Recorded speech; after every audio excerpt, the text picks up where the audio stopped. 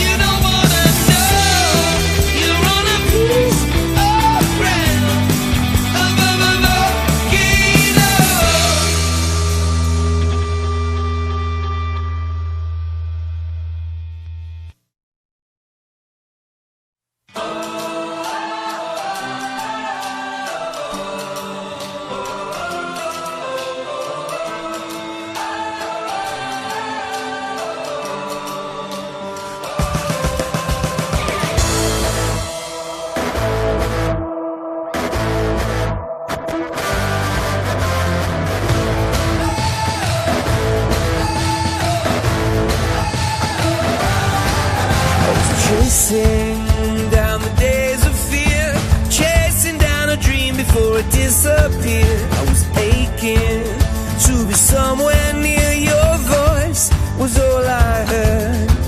I was shaking from a storm in me, haunted by the specters that we had to see. Yeah, I wanted to be the melody above the noise, above the hurt.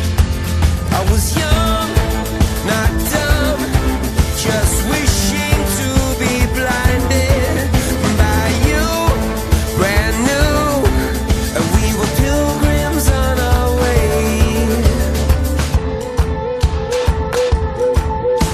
I woke up at the moment when the miracle occurred, heard a song that made some sense out of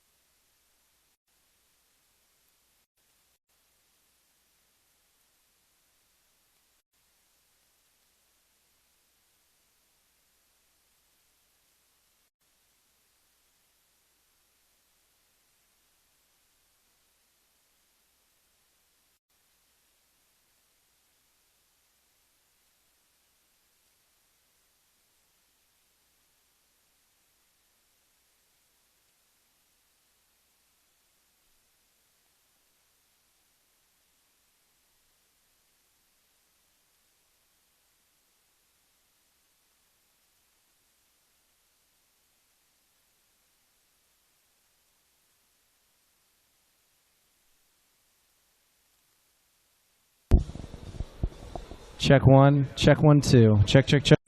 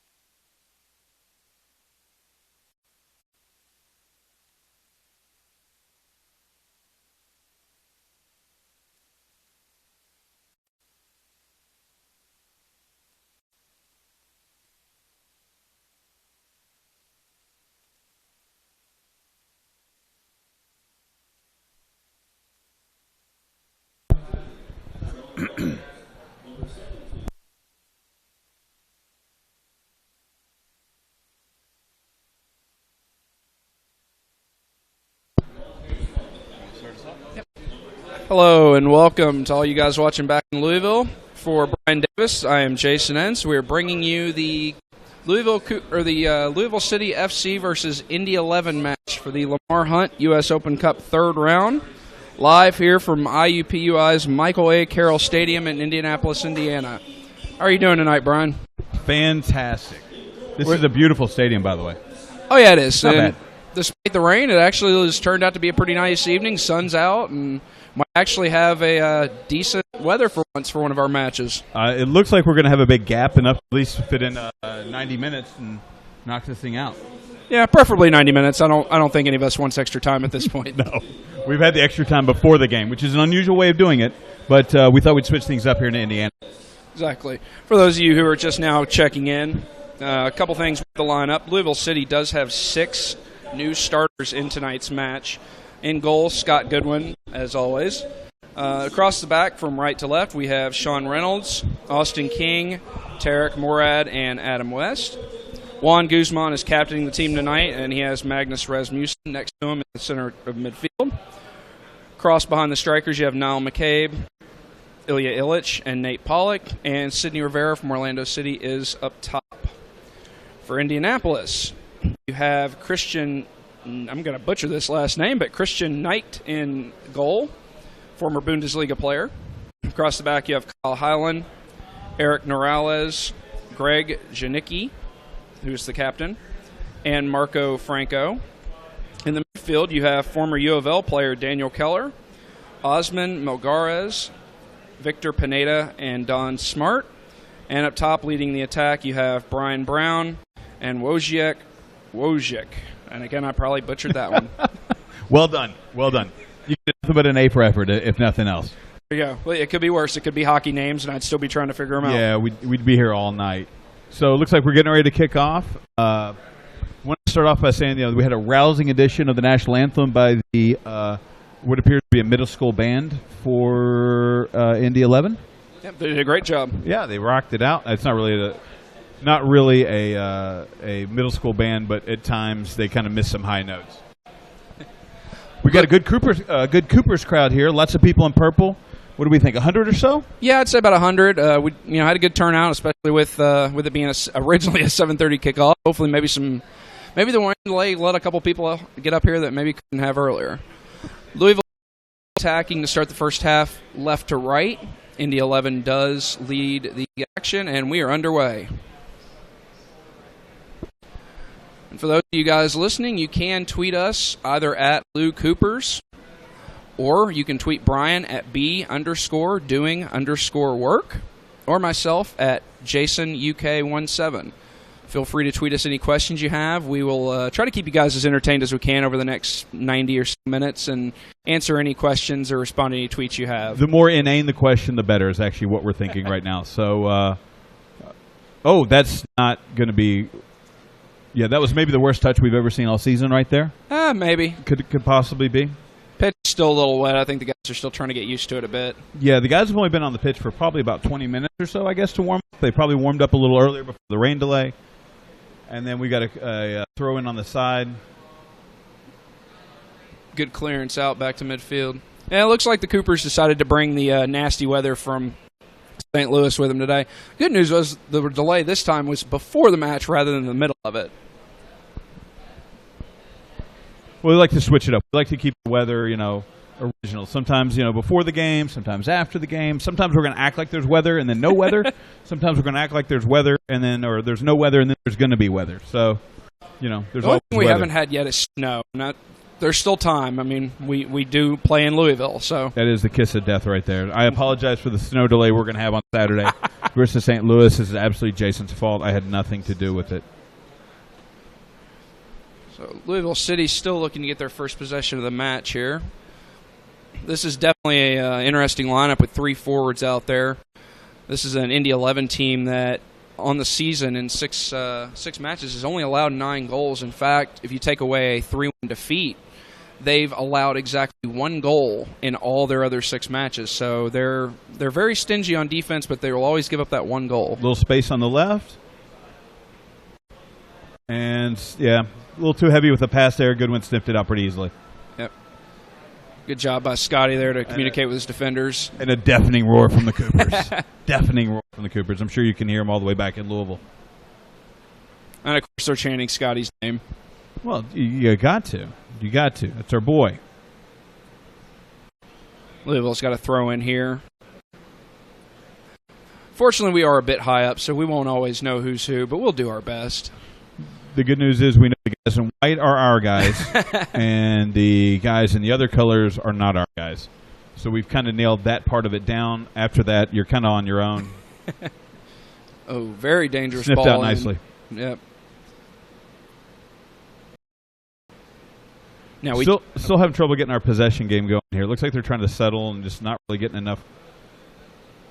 Well, we're just not getting enough touches on the ball right now. And it does look like, even though we've got 3 forwards out there, it does look like we are sticking with the 4-2-3-1 tonight, which I think is good. It's obviously Coach needed to get some guys some rest that have been playing a lot. Brian Burke, Matt Fondy. Connor. No, Connor's actually back in Louisville. Yeah.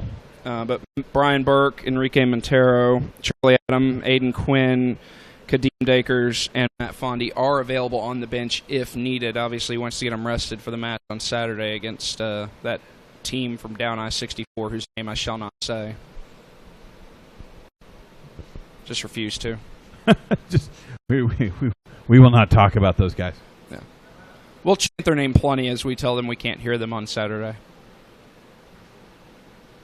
Again, just it looks like we're having trouble connecting right now, and really just getting the game, getting some feet underneath us, and kind of know what we're doing. I think a little bit of that is you have a lot of switching players, a lot of changeover from the last match, or even the last couple matches where we seem to kind of settle on starting 11. And you get a lot of new faces out there that haven't really played a lot of minutes together. Oh yeah, especially when you look at the fact that the entire left or the entire right side of our defense is new, and we've got a chance here down the right side. Come on, let's put a good cross in here, boys. And that will go out for a corner. Not bad at all.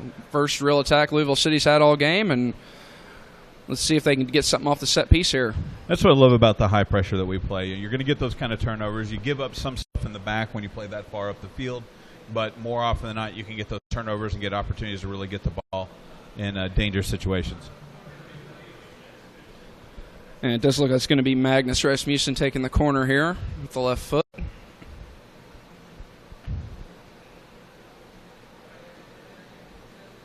Sends it into the box towards the back post. It's cleared out by Indy 11, but we've still got possession here. Looks like Nile on the left and sends it in. It's not a bad effort at that cross. No, it's not a little bit more on it, but not a bad effort at all. So let's just see if we can keep them pinned in here. Good turn. Yeah, and they're going to call Drew a a foul to get relieve the pressure there. Yeah, great job keeping the pressure on him and keeping him pinned in. That's what Coach wants to see. Yeah, it was well done by the Indy 11 too, holding on to that ball, getting themselves an opportunity to catch a breather. And immediately right after the free kick, Louisville City forces a mistake, and they get the ball back. It's that high pressure again. I think it's a foul on Indy 11 there. A little turnover, take a breather. Yep, and they're going to call it back to the original spot for the free kick there. Louisville City coming off a very interesting 3-3 draw against St. Louis over the weekend. Obviously, the hour-long rain delay, not one, not two, but 3 comebacks by the guys. That was a very hard-fought match and very well-earned 1 point.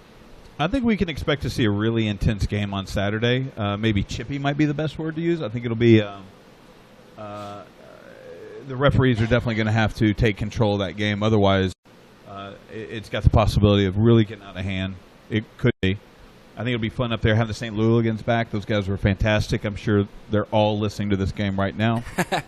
And yeah, it should be an entertaining game. A lot of space Great over ball there. Out on the left there. Not to interrupt you, but Louisville City getting a good attack here. Yeah, the St. Louligans were great. You know, they were extreme. I think you kind of have to attack that ball right there. He kind of let it drop, assumed the defender was going to make a play on it, as opposed to really getting after it. But good job by Nile to chase it down, keep it from going out, and turning it into a corner for us. Absolutely. It's going to be Magnus Rasmussen taking the corner kick again.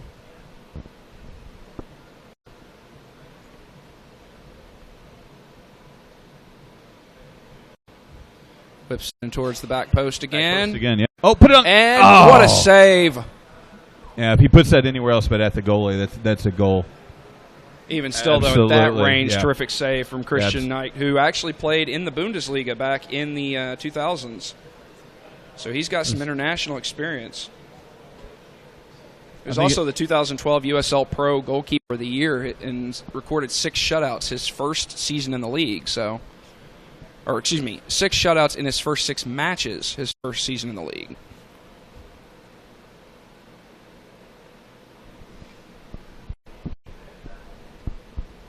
Another corner into the box, and we got a head on, but it will go out for a goal kick. I think this is a perfect time to mention that the Indy 11 have a mascot.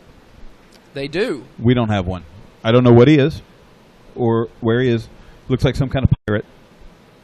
Or perhaps it's a dog with a hat on backwards. I'm not really sure. It probably is a pirate. But I'm not sure that we need a mascot.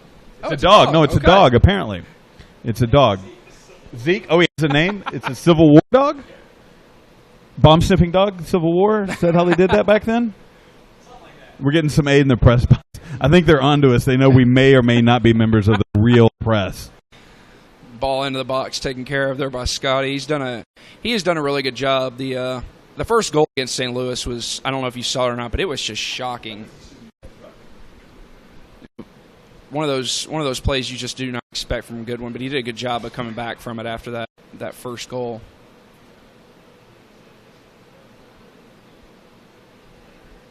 After that first nervy couple minutes, Louisville's really looks to have settled down, Brian. I'm still hung up on Zeke the dog mascot. This is a thing. Who do we need to talk to? We need a mascot. Can we get a bourbon barrel? Just get like a guy like in a bourbon barrel walking around the stadium? I think we have that. His name's Hibby. I think we've got a mascot. We know you're watching, Hibby.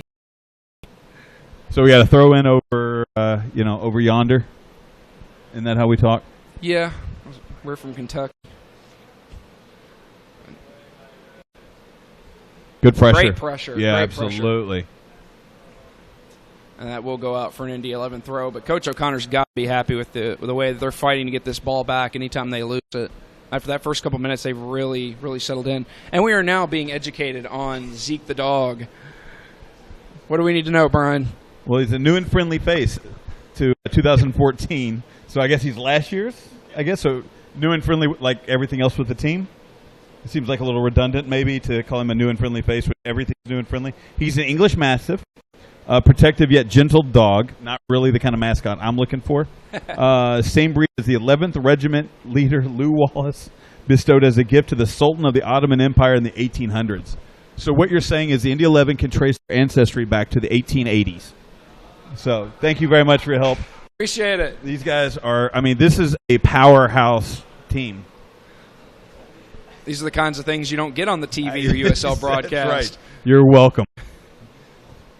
Take that, John McCullough. and just so you go ahead and I'll go ahead and give us a little plug. If you're ever really, really bored, go on to iTunes. Check out the Barrel Proof podcast that I do with Tim Clark, who couldn't make the trip because he's owned by his wife and his child, which is a priority. And check us out. It's Barrel Proof Podcast. I think we're at 35 podcasts right now. And we talk about a lot of really silly stuff, a little bit of LCFC, U.S. men's national team, and, pretty much anything that catches our fancy for the day. I think you guys talk about bourbon a lot, too. We drink a lot of bourbon. We don't talk about it much, but we definitely drink some. Yeah, it is available on iTunes, and those of you who are like me on Team Android, it's also available on Stitcher. So definitely check it out. It's a good way to waste an hour of time. Get some laughs in. Great ball down the right wing here. Our boys seem to settle down a little bit now. We're getting a little more control. Looks like they getting our possession game going here. Yep. That's a good ball. He didn't continue the run. That's a good ball right there. But still pressuring. Good pressure. Might force a turnover here. No. That's a goal kick. Good call. Yep. Thought maybe they were going to call us for a foul there, but And for these guys not having, I mean, you look at it, you've got guys out there that have not started, much less played very much this season. So I think as this match goes on and we get the chemistry going, I think it'll look a bit better. It almost looks like the way that they're playing right now, they may actually be playing a bit of a 4-4-2. Cooper's making some noise down here. Yes. Yeah, we've got a good Cooper scout here. Really making some noise. Oh, great ball down the wing there. Early cross, and yeah. the goaler's going to take care of that. Well done, keeper. Should we go ahead and answer some questions that we're getting on our Twitter feed? Go for it. Yeah, what do we so got? if you want to, go into the Coopers, ask some questions. We may or may not answer them. I think the best one so far was who decided to put the Sun Shines Bright on the LCFC scarf? Because, again, with the weather, I'm going to blame Steve Taylor. I'm probably. sure that was Taylor's idea. Tara Souls, if you're listening, we're blaming you for the jinxing the weather. It does sound like it would be something Taylor would do. Yeah, it does definitely sound like something. Turnover there by Louisville City. It looks like Indy 11 is going to have a bit of a shot here. Oh, great shot by Scotty. Good clearance out. He had some venom on that shot. Took a little short hop. Nice job by Goodwin. And great job by Tarek to get the ball out into touch. And the Coopers once again serenading Scotty Goodwin down here to our right. Indy 11 throw in here, and it looks like it's going to go out for a goal kick. Let's find another question to answer. What else we got going on here? And for anybody wondering, we are in the 14th minute. It is still 0-0 here in Indianapolis between Indy 11 and Louisville City. That was a bit of an uncharacteristic ball. That was a little bit of a long ball. Yeah, we haven't seen a lot of those since those first couple matches. We've done a really good job of running things through the pivot, getting some through balls down the wing. Oh, great ball, and just a little too heavy there. Again, that's a couple long ball attempts in a row. I'm not sure how much Coach O'Connor really likes that. If the opportunity's there, you mix it up, but it's a little unusual. Well, with Sidney Rivera's pace, I mean, it's not a bad tactic because he can stretch that defense and kind of leave those pockets open for whoever's tucking in behind him to get those long balls. Yeah. Rivera is very quick. He gives us a little look than what Matt gives us. Another great ball down the wing here. They are really attacking Indy 11 down this right-hand side. Ball whipped in towards the back post. Oh! Well, that's interesting. Oh, come on. Oh, Louisville City could not take advantage of the mistake there by the keeper. That's not what I expected out of that ball right there. I think he really mishandled that. I don't think it was on frame. It's hard to tell from our angle, but it was an awkward opportunity there. Yeah, I think he thought that ball was going out and then realized it was going to drop in and was just trying to palm it out. There is a little bit of a breeze out there, but it is whipping to his back, so it may very well have caught up in the wind. Good ball. Another great ball down this right-hand side as we continue to just wear them out. And that ball is deflected out for a corner. Fourth corner of the match, right? From this side? Yep. Yeah, we're really getting after him on this side of the field. Louisville Heretics asked, when mixing zinc with mercury in a lab, should one wear eye protection? I guess that depends on how many shots of Jaegers you've had. That'd be a good question for John. Is that a good question for John? John, if you're listening, well, John's down in the stands, so if he's listening, we've got a problem. But we will ask him. We will go down at halftime and we'll ask him just for you. Short corner played out here to the top of the box. It's going to be sent in, and it's going to go out for the fifth corner of the match, and we are only in the 17th minute.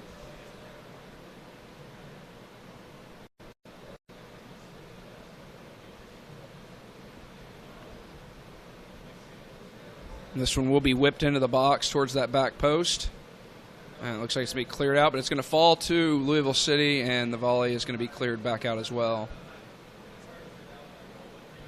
Indy 11 doing a good job of keeping it in, and then they're going to call a foul, and they're going to show a yellow card. That's an easy card. You can't do that.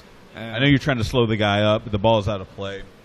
Yeah, and it was senseless. You had cover. There was no need to do that. Yeah. And the worst part is that's a starting defender that goes on. It looks like that was shown to Austin King. Indy 11 does have an extremely talented striker up top, and Brian Brown, somebody that they're going to have to really contend He's actually got Jamaican national team experience. He has a cap for him back in 2013. And he actually played with the Philly Union before coming to Indy 11. So that's going to put a little bit of pressure on that back line. This is the first real spell of possession Indy 11's had for a while. That's a good ball down corner, just a little too heavy. Yep. A little too heavy.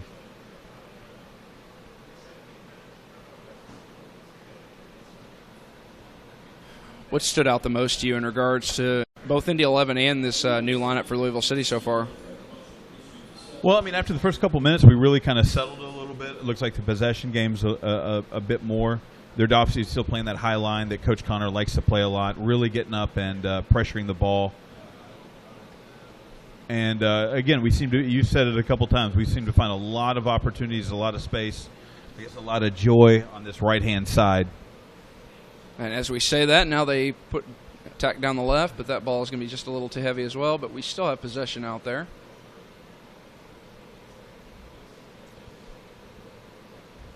A lot of attacking balls in the final third, too. I think that's one thing that we weren't seeing a lot of earlier this season. We were seeing that was a good turn. Absolutely. Oh, great ball lobbed over the top there. And just goes out of touch. But earlier in the season, we were seeing a lot of long balls to Matt Fondy. And over the last couple of matches, we've seen a lot more through balls on the ground towards the wings, trying to take advantage of the speed that we have out there. And I think that's what Coach O'Connor wants to see. Yeah, I don't think – well, I think it's pretty obvious. He doesn't want to just have long ball after long ball. You mix it up every once in a while, but the possession game that we've been playing with a high pressure afterwards, I think is what he really wants. It seems like we've really clicked, and clearly it's working because we scored 10 goals in the last 3 games. Something like that. We scored a lot of goals. We scored a lot of goals. We scored a lot of goals in the last few games. So hopefully the boys can keep it up tonight. For those of you that don't know, the winner of this match will go to Chicago and play on either, I believe it's June 16th or June 17th. Yeah, it's either Tuesday or Wednesday night. We're not sure yet. Yeah, we'll go play the Fire. Fire's not having a particularly good season, so it could be a really interesting opportunity for some newer clubs to well, except for Indy 11, they've been around since 1880, but for the other newer club like us to really get involved. And last year there was only, if I'm not mistaken, only one USL team that made it past the 4th round, which would be what we would be in, and that was Rochester. They actually made it to the 5th round, which is important because in the U.S. Cup, the team in each division, MLS, NASL, and USL, that makes it the furthest actually gets $15,000, which, for a club like ours where we don't get concessions or parking, that's a lot of money that comes in. Cash money! Exactly. That's your karaoke for the evening. That was it. That was it right there. That was Brian Davis, ladies and gentlemen. You're welcome, ladies. And gentlemen. I didn't see that foul on Indy 11, but we'll take it. Yeah, we'll take it. I don't really know what happened there. I was too busy singing. Singing well, too. Yeah, thank you very much. And once again, we're attacking down this right-hand side. Tip your bartenders and servers, please.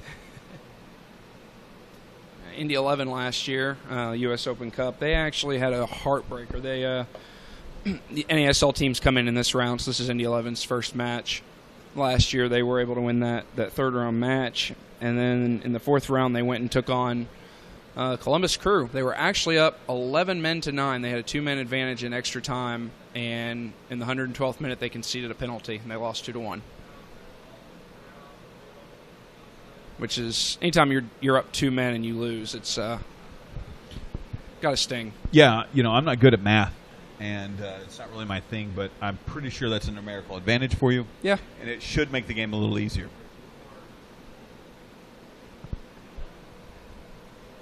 Indy 11 with a throw-in here.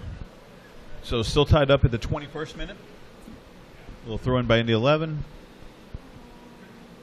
Long throw down the sideline. Looks like it's going to be cleared out. Oh, almost a mistake there as we cleared it off of one of our own defenders. Going to go out for another Indy 11 throw.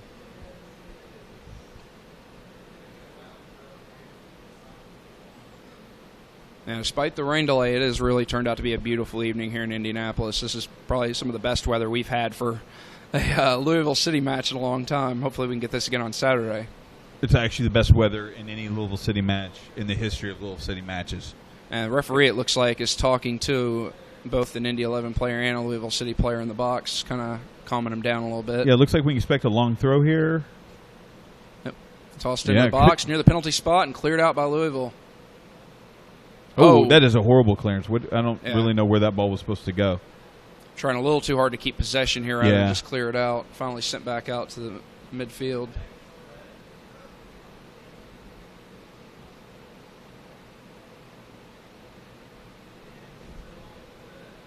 Indy 11 starting to find their footing a little bit over these last couple minutes. That's a good switch of play right there. Close him out.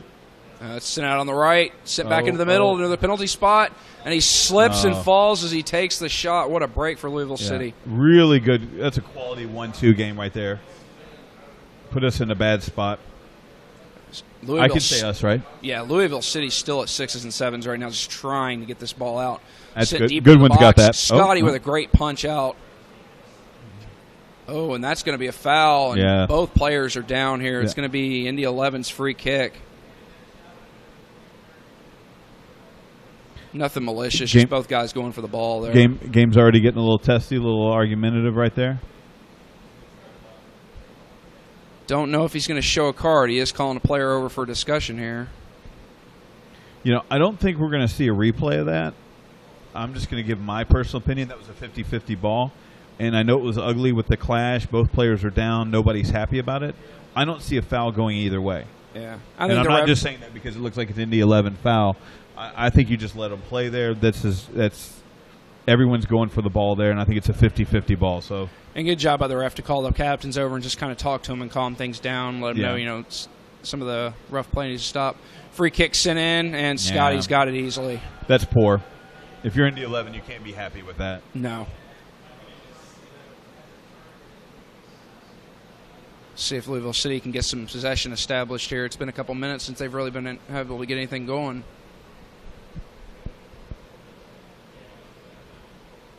Oh, nice. That's a good ball. That was a poor first touch, but a great pass to save it. And then the referee decides he wants to get in the way, but it's going to be a foul here, and Louisville City's going to have a free kick about 35 yards out.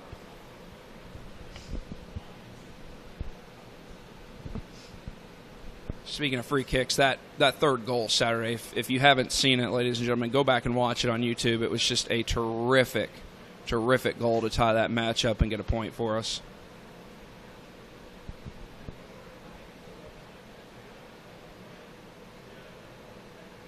Looks like we are going to put this one into the box. We got about 4 Louisville City players lined up here near the top of the 18. Yeah, I think that would be a little optimistic for anybody to try to put that on goal from that far out. That's a good ball in, good pace on it. Nice low. It was definitely a good set piece there. Yeah, absolutely. Louisville City doing a great job winning possession back again, and once again we're going down this right side. I don't think Rivera's real happy with his touch there. I think he had that ball and just got a little too excited. Nile has been working his tail off down on this right side. Anytime we've lost possession, he is just fighting to get it back.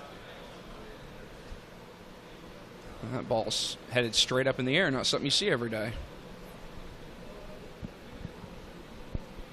Great job by Sean to cut that ball off down the right side. It's good to see him back out. He has struggled so much with injury this season, and then just when he's coming back, took a knock to the head, and took another little nagging injury. So it's good to see him out there on the right today. And keep those tweets coming to us at Lou Coopers, at B_doing_work, and at JasonUK17.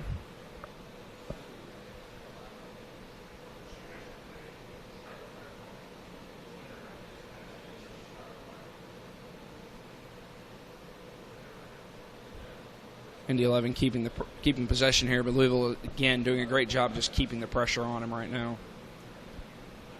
Yeah, we do a good job of keeping ourselves between, the man and the goal, putting the pressure on them, make them move the ball around, make them work.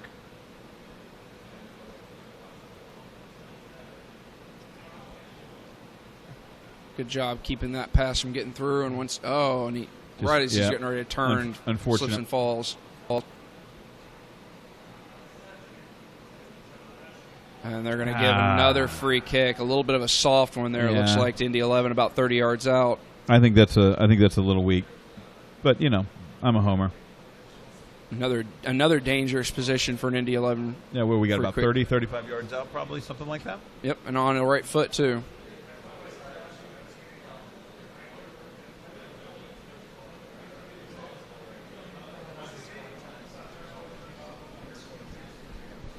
This free kick coming in the 28th minute, still 0-0 here right now in Indianapolis. Set to take the free kick. Whips it towards the back post, and that is an awful free kick. Yeah, that's 2 wasted balls from a really good location there. Here, let's go ahead and answer another question from our good friend J.C. Sissel. Where are we at here, J.C.? If you need to get a large amount of cash out of Europe quickly, how might you move it?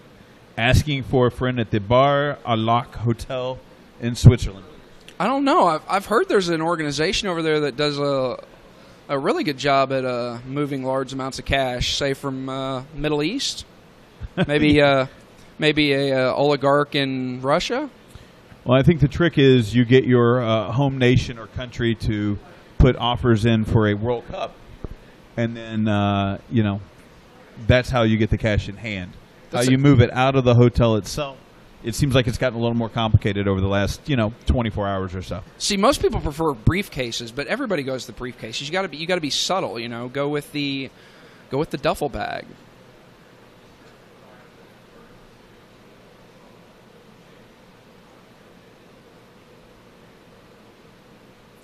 Anybody that's been living under a rock for the last 24 hours, obviously, we're talking about the wonderful organization that is FIFA finally starting to get a little bit of the comeuppance that they deserve. Louisville City with a great little interchange of play down here. Oh, what a great ball down the wing. Just a little too hard, but a great through ball over the top. That's the second or third time we found a little space on that side and just couldn't quite control it, a little too close to the line. But great quick passing and movement. That's something we weren't seeing earlier in the season. Yeah, we've kind of gone away from this right-hand side. We found a lot of joy early on, and since the first, I'd say probably the last 5-10 minutes, it doesn't really look like we've started working this side. Just didn't seem to be in the flow of the game, but we had a lot of joy early on. Like to see start working that again. Well, Coach likes to keep everybody involved. He knows these guys out here on the left are feeling a little left out. And equal opportunity. Appreciated. Ball sent deep all the way back to Scotty, and he'll take possession here to redistribute it out. Let's answer another good question if we got one. Let's see what we can find here on the Twitter machine.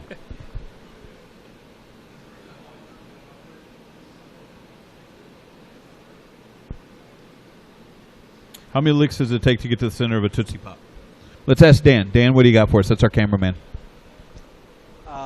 Isn't the number 3? I 3. believe? Dan goes with 3. That's the same thing that Al said in the commercial. I get to about 10, and then I just give up, and I just chomp on the damn thing and crunch it out. Although, to be honest, I haven't had a Tootsie Roll Pop probably since I was about 12.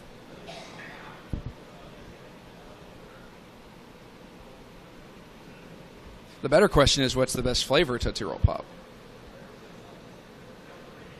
Not really my cup of tea. Maybe that's what we need. That's what we need Twitter to answer. What's your favorite flavor of Tootsie Roll Pop? I was always partial to the chocolate one, and it looks like we have another free kick. Nope, they're play on. Advantage. Play nice. on. Nothing there. And there we go. Now we're starting to look towards this right side again. Yeah, stretch it out a little bit. Now we're moving it into the middle. He's got acres of space here. Once again, back on that left side, and we've got some guys in the box here, and that is going to be blocked. You got to do a better. You got to get a better ball than that. Yeah, that was not. That's a good not going to work. cross. Coopers are starting to get a little rowdy over there. I think the goal is they have the brass band for Indy 11 is right in front of the Coopers, and I think they're trying to drown out the tuba player. Not drown the tuba player, drowned out of the tuba player. Also looks like the Louisville City bench is starting to warm up over here in front, right in front of the Coopers. Except for Kadeem. It looks like Kadeem might be going for some shaved ice right now. Now you have 6 Louisville City players warming up down here, and then you have Kadeem just wandering off to have a snack, I guess. Man's got to do what a man's going to do. That's right.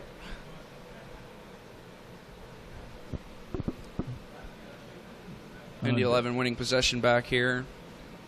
But again, as soon as he gets the ball, 2 or 3 Louisville City players on him. Now, that's a dangerous ball. That's an excellent ball out there by Indy 11. Close him out. Chipped back in, and nobody there. Yeah, nobody in the center at all. But not a good clearance. David Luiz would have approved of that clearance right there.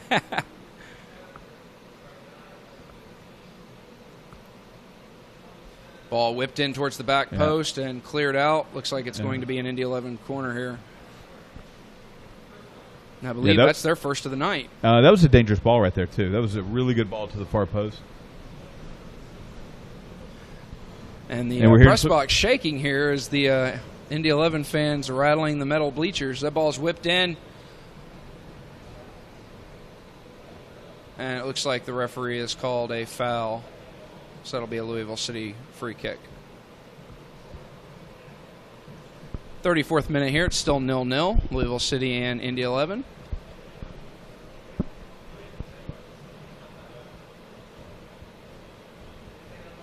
Not really many chances since the 2 big saves, one from Scotty and one from the Indy 11 goalkeeper, whose name I continue to butcher, Christian Nicked, I guess. Nicked or Nike, I'm not sure.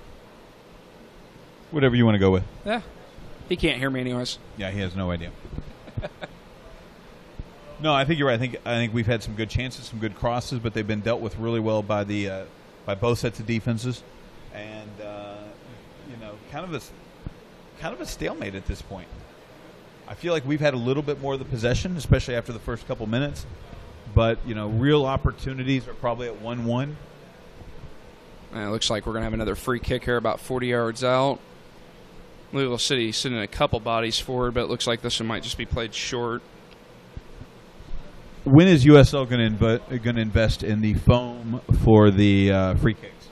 Oh, shaving cream's expensive these days. I'm willing to chip in. I can do it. I know a guy. Ball sent in towards the back box and cleared out. That was another dangerous free kick from Louisville City. But dealt with, again, very well by the defenses. It's kind of been the theme of the game for the first half hour here.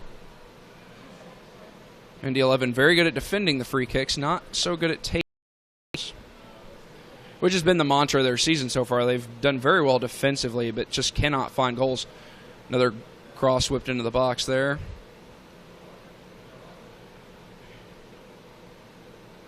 And once again, Louisville City's pressure, forcing a turnover and immediately getting the ball back. Yeah, kind of a reset opportunity. That was a dangerous pass right there. That's just going to go back to Scotty.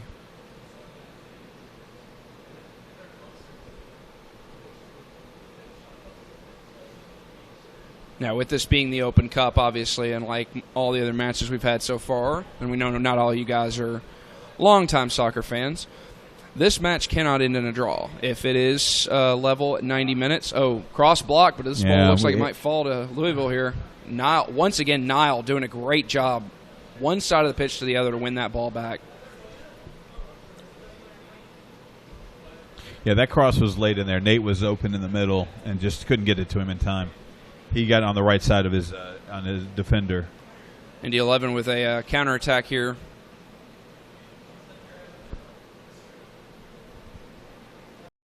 It's going to get whipped in towards that back post, and again, just another poor ball. Very wasteful. They've really done a poor job from this side of the field, getting that ball in there in a dangerous spot. They've had some other joy on the other side of the field with more of a 1-2 kind of attack, but these the crosses are leaving a lot to be desired. They've been heavy so far. But back to our original point. So with this being a cup match, and looks like they're going to call offsides here on Louisville City. If the match is level after 90, they will play 30 minutes extra time, split up into 2 15-minute segments. Is that Golden Boot? It is not Golden Boot. So it will be Golden Goal, sorry. Not Golden Boot is a whole different thing. Yeah, it's a whole other thing. Golden something or other. If it's still tied at the end of that 30-minute period, then it will go to penalty kicks, which is something we have not yet seen for Louisville City. So question would be, would Matt Fondy come back in at that point? Poor Indy 11 having the ball down this left side, sends it in, and another poor clearance. And Great clearance falls up here to Louisville City. Good hold-up play. Well done. Very well done. That was really well done by Rivera. Nile has easily been man of the match so far. He has been everywhere. Ball sent in and another deflection. Blocked out for another throw-in. We haven't had a corner in a while. Short throw here and then a poor pass up to the back to the top of the box. But Louisville City somehow gets possession back here. And a long shot taken and nowhere near goal. Still have an Indy player down here. Looks like that's number 25. That would be Osman Mogari's starting midfielder. Looks like he is up and okay, so that's good. We're here in the 39th minute, still 0-0.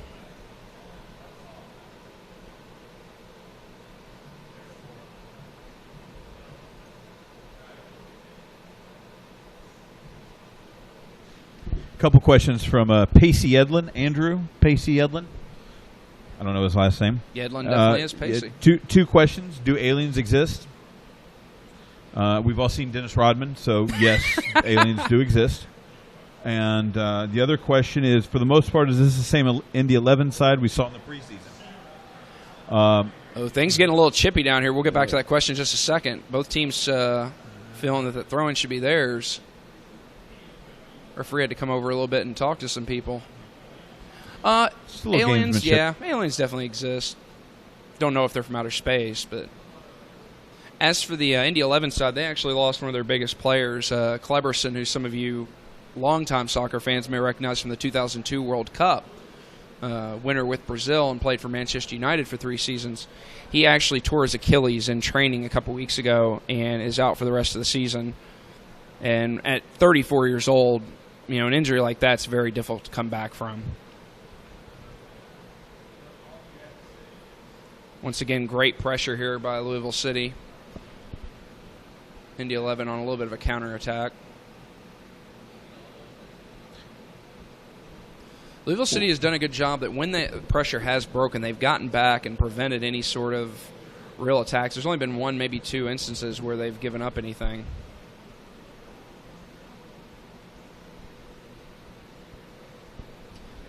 Yeah, I think it's fair to say this whole game has been played between the 18-yard boxes. Very little going on. Very little for either of the keepers to do.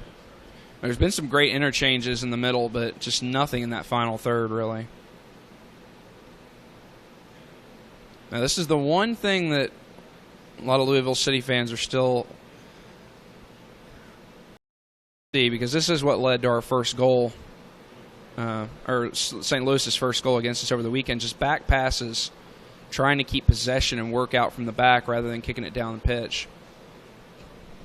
Well, this is a conversation we had actually on the last Barrel Proof. Another shameless plug is I think you've got pros and cons with playing any style, and I think when you're going to try to play possession soccer and you're going to try to keep hold of the ball and you're going to play it out of the back, you're occasionally going to have moments of panic. It doesn't matter how good you are, whether you're Barcelona or Bayern Munich or you're Louisville City, you're going to have those times when maybe somebody doesn't make the best decision. You try to limit those as much as possible. But by playing this way, I think the benefits if you have the quality of players, the benefits well outweigh the cons of playing a specific style. You get more attacks. We definitely control the ball very well. And, see, there's a bad ball right there. So you're going to get that. But there's no side, as far as I know, there's no style of soccer that is 100% risk-free. Well, you could park the bus, but you're never going to score a goal. Unless you're Chelsea and then somehow you get a penalty given to you all the time. Yeah, but there's pros and cons with any style you want to play. And for me, especially as a fan, I would rather play in a more aggressive style. And if that means occasional moments of, oh my gosh, what just happened? Please don't give up a goal. That's just going to happen from here and there. Another good attack there down the right by Indy 11, but it does go out for a goal kick. You like that segue I set you up with there, didn't you? Well done. If you had segue on your Lamar Hunt bingo board, go ahead and have a drink. You get to cross that one off every barrel proof on your barrel proof bingo. Yeah. Kyle Snyder asks us, what's our take on the atmosphere here at Indianapolis tonight? Well, the weather's passed. The sun's gone down a little bit. If you didn't know, the stadium's right outside the stadium. It's at Ooey Pooey's field. I just like saying Ooey Pooey. So we're right outside of Indianapolis, very close to another corrupt organization, NCAA's headquarters. You can actually see them from here, if I'm not mistaken. You can see it from here. You can see the slime dripping off the walls there.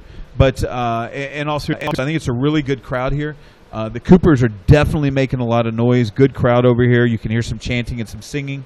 The Indy 11, they're back behind Goodwin's goal right now.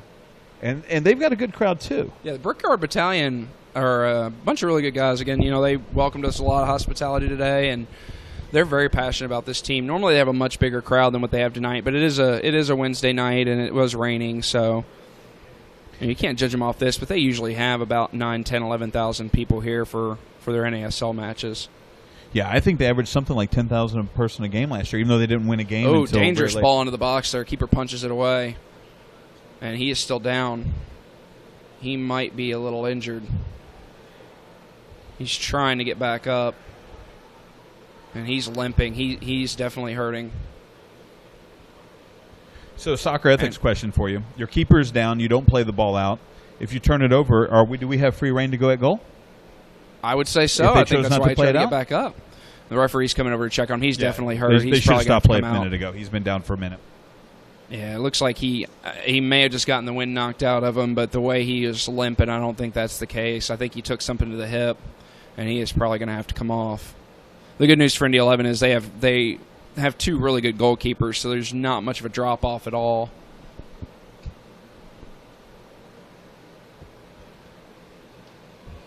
Trainer is out to check on him here. We are in the just rolling now into the 45th minute, so it'll be interesting to see how much stoppage time they add on. We're probably looking at only a minute or so, but with this, there may be a couple more. The Heretics, our friends at the Louisville Heretics, asked if there's going to be a halftime hug. Now, I sit near the Heretics at most games, and I've never seen them hug at halftime. But I can tell the King that he's going to be getting a hug on Saturday. And if they had an open bar up here in the press box, we probably would be hugging at halftime. But right now, we're probably going to have to lay off. Brian and I can hug it out for you at halftime. I'm very secure. Yeah. Looks like the Indy 11 backup goalkeeper is starting to get stretched out and warmed up here, so he may very well be coming on.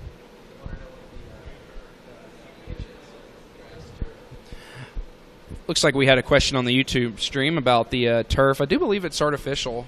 It's not natural grass, but it's not rubber. I tell you what, we'll find out for you at halftime. Jason's going to go out and do a full body slide over by the. We're going to do a goal celebration. We'll tape it for you, and then at halftime. And as I'm being walked off by security, what type of surface this is, and I'll try to tweet a message out. So, looks like the goalkeeper is back up, and it looks like he is going to stay in. Yeah, a little premature injury evaluation by Mr. Ince today. So we're in stoppage time now. We're in stoppage time, still tied up 0-0. Looks like or it's 0-0 if that's your thing. It looks like just 2 minutes of stoppage time here.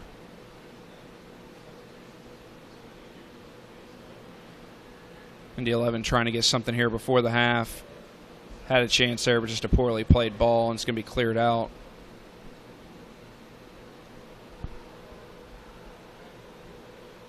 Once again, Louisville pressure forces another turnover. That's that high pressure again. That was a terrific job by Ilya Ilic, the Serbian sniper, to put pressure on him and force that turnover. He came over from the other side of the field from there. He's over on the left-hand side, and he's pressuring all the way over on the right-hand side. So you got to love that work rate. We got a long throw here. Long throw into the box. It's going to be brought down. Yeah, good defending. Well done. Just unfortunately couldn't keep possession on that. And once again, we got a little bit of a... Yeah, still a little chippiness. Yep. Elliott's going to get talking to by the referee here. No card, but...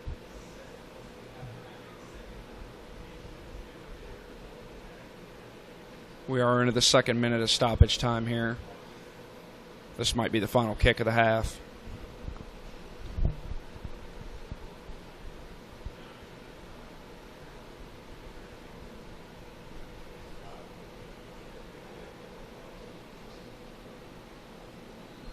And that will be a. Oh, you don't see that free given kick. very often. That was a penalty on the or a foul given against Indy 11 for backing into the defender. You don't see that happen very often at all. If you had that on your bingo card tonight, go ahead and mark it off. Louisville City hits it deep here, trying to get one last attack before the end of the half.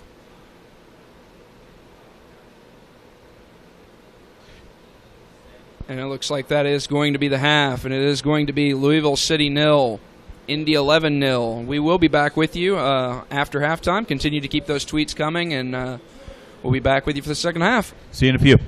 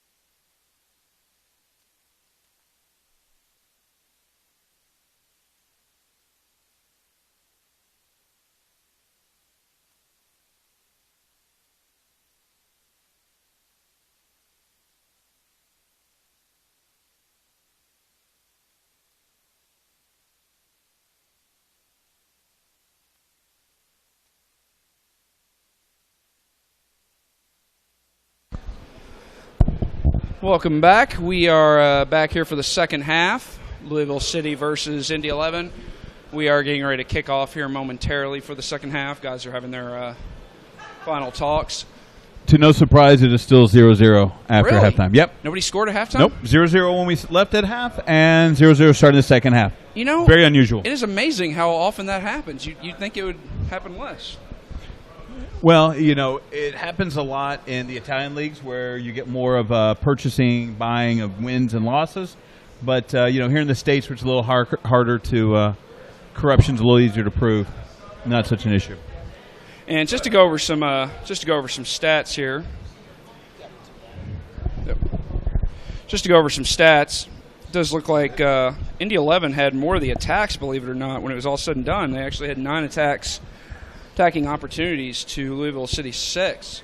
But Louisville City with the dominant edge in 5 corners to just 1 for Indy 11. Although, to be fair, all 5 of those corners for Louisville City came in the first 17 minutes.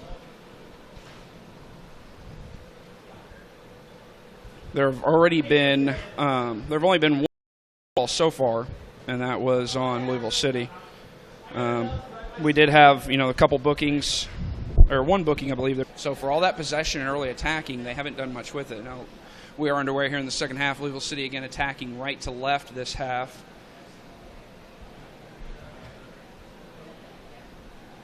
Once again,Louisville City are that's a really bad turnover. Yep. Oh, have a go. Opportunity here. Great ball into the box. It's going to be sent back across. And out offsides. For a goal kick. Offsides. Yep. See the guy waving his yellow flag? Is that what that means? That's what that means. That's offside. He's all the way over there on the other side, though, to be fair. He should be closer to us. Yeah, it's disrespectful to have him on that side of the field. Seriously. We're old. We can't see that far. So I guess, while we're waiting here, I think we had a great question at halftime from our good friend Taylor, and he asked, does everything in Indiana suck? Is how he worded it? Is that correct? That's how he worded it. I can't say everything because my family does live in Indiana. I lived in Carmel here for 3 years, and would be here with the Indy guys if they'd had a team at the time. And I can tell you that outside of Indianapolis, yes. But when you're talking about the Indianapolis area, it's a beautiful area. Carmel's very nice. And I know we wanted something a little harsh, but I like to keep my my passion and my venom saved for St. Louis, and not so much for Indianapolis, who we may or may not see once a year. And plus, we got a lot of Coopers and a lot of friends and family in Southern Indiana. So, I would say maybe once you get about 15 miles north of Louisville, then it starts to get a bit suckier, especially around that Bloomington area. That's just a cesspool. Great long throw, but it looks like it's going to be called back for an illegal throw. That's not something you see very often. Very unusual there.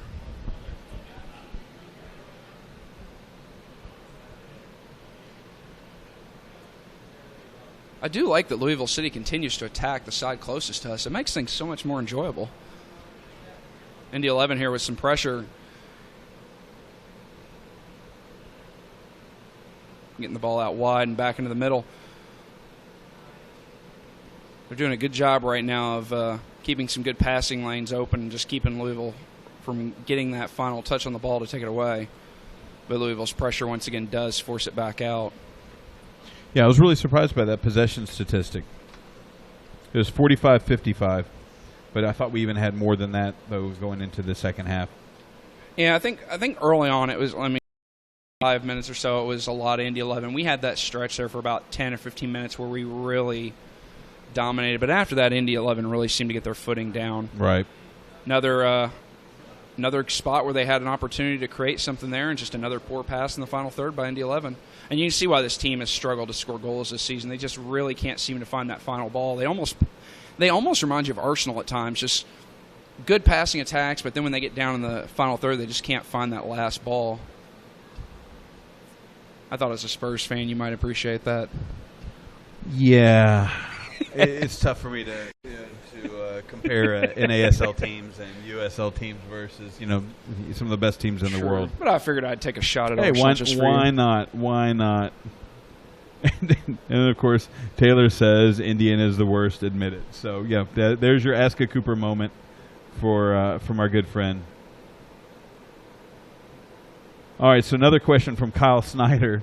If LCFC had a fight song, it was up to you to pick it, what song would it be?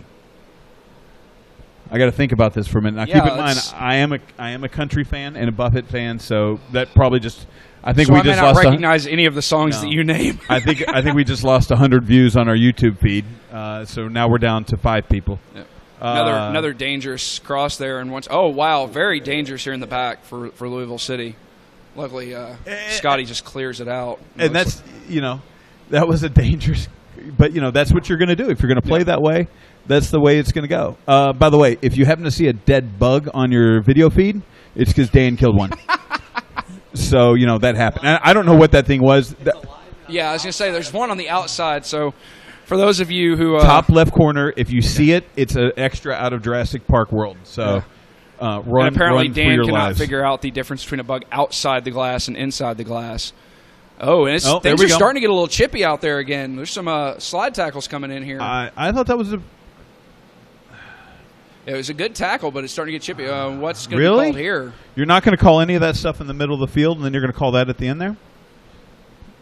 I don't necessarily get that. You let them play for a minute, and then not. Yeah, Definitely sound like a homer here. there were 7 or 8 things both ways that could have been called a foul there, and that was probably the least of them. Foul. Yeah, The least foul. Yeah, that was the least foul of a foul. All right. I'm still thinking about the song conversation. Mandy wants to know, is shampoo or conditioner better? I don't know. That segues into a conversation someone asked earlier. Does Fondy use the same shampoo and conditioner for both his beard and his hair? I think Fondy's hair washes itself, to be fair. Personally, I think shampoo's better. Gets the hair clean and shiny. I really don't know what to say here. Some could say that conditioner's better. It leaves the hair silky and smooth. But, I'm a shampoo guy. I'm not a big conditioner guy. I'm more of a rugged kind of look. So for me, I'm going to go shampoo. Conditioner, not so much. And I'm going to assume, Fondy washes with, shampoos with both the same. Yeah. Oh, great ball there. Oh, great ball. Come on. Louisville City on the attack. Great save. Well, obviously You that's almost wish if he had pulled off the FIFA tramp pass there that you hate seeing when you're playing against somebody online. As he did have a teammate in there. He could have passed it across for an easy tap in. I don't necessarily know what any of that meant that you just said. I can tell you that's the best opportunity either team's had in this half. Oh, absolutely. That might be the best opportunity this minute. Yeah. And well done by the goalie for making himself big and really taking up a lot of space. Those of you who play FIFA, you know what I'm talking about. There's nothing more infuriating than having a 2-on goal and the guy waits until you move your goalkeeper and then passes it across.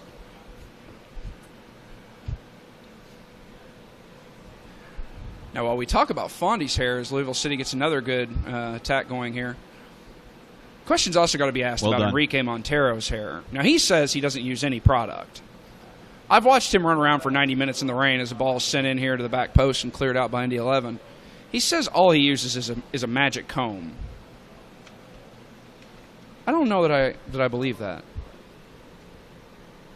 I mean, you look down there. You look at his hair. Some of us are just born pretty, Jason. I don't know what to tell you. Some of us are born pretty. Others, they struggle a little bit. And they take a little more maintenance. Like us. Yeah. Speak for yourself, my friend. Speak for yourself.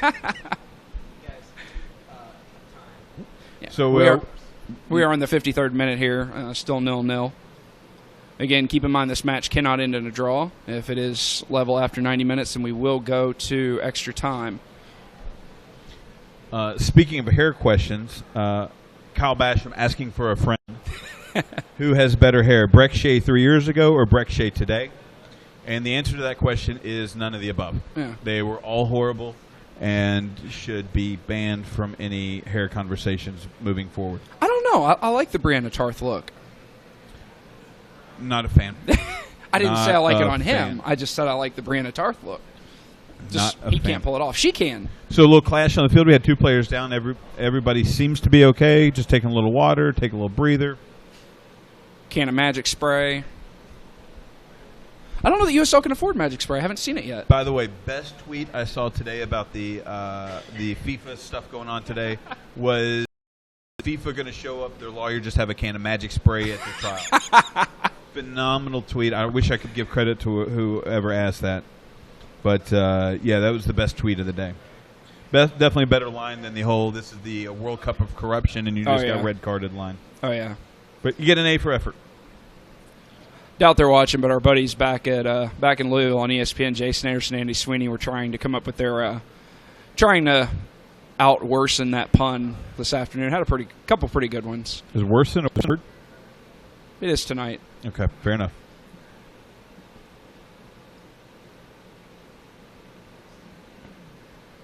Does look like we have a couple guys that are starting to get a little down here. All our subs are up, but it looks like a couple of them are putting in a bit more work. Ball cleared out and then chipped back in. Out here on the edge of the 18. Looks like he's trying to find room for a cross. Great job out here to clear that out and get it out of danger. And it looks like it goes off the Indy 11 player. It's going to be a Louisville City ball. It's good to see Adam West back. He did a great job there. Yeah, it was well sniffed out. Yeah.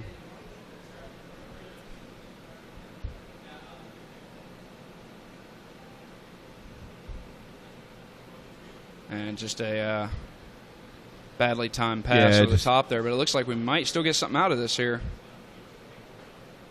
Headed back down. Really working this left side here in this beginning of the second half. And ball was very close to going out, but good job by the Indy 11 player there to keep it in. And they're going to switch from right to left here and work it down. That's is that Wojcik over on that side of the field? I believe 19. So. He does a really great job pass from one side to the other here, and he loses it out of bounds. Too much. No, Wojcik does a good job of this hold-up play. That's the third or fourth time in this game that he's really held the ball up, waited to get some support, and and got Indy 11 on the front foot. So well done in using the big guy, and skilled too, not just a target kind of guy. It appears. And you see Indy 11 starting to play a lot more like what we see with Coach O'Connor, pushing those fullbacks up, making some overlapping runs there. And it's starting to put a little bit of a pressure on our outside players. One of the Indy 11 players holding his head here. Not really sure what happened there. Ref didn't fall for it, apparently. He's been barking at the ref for every bit of 45 seconds, and we get possession out of it. That was a pretty dirty foul. Yeah, that will definitely be the second yellow of the night there. Absolutely. Can't tell who that is that he has shown that to. And the Coopers just went wild. Looks like that was number 12, which would be Greg Janicki. Yeah, there's still a little. It looks like there's a little conversation going on between those guys and Riviera. They're really enjoying themselves today. They're enjoying each other's company. I don't think that was a professional foul as much as a pure frustration foul right there. Yeah. Louisville City is going to play this one into the box, it looks like. We are here in the 58th minute, still 0-0. Looks like we've got both Juan Guzman and Niall McCabe over this one. Right foot and left foot. Yeah, I think your right-footed guy takes it every time. Guzman should put this in the box to the big guys. And I'm wrong. Niall's going to step over, and Guzman's going to send it in. And not a very good free kick there. It kind of tailed off. That looked like that was a training ground kind of thing where with the overlap run and then the playing to the far man, looked like that was a training ground exercise. And sometimes they come off, sometimes they don't. Yeah, and it does look like we are going to have sounded like they were saying we had a sub coming in, but I didn't see anybody. Okay. Now our guys are still warming up there on the side. Yeah, so it looks like midfielder Dylan Mars came in for forward Brian Brown, which is an interesting substitution there. So you wonder if maybe there's going to be a bit of a formation change. At least that's what it sounded like on the PA. We could be wrong. We often are. Yeah.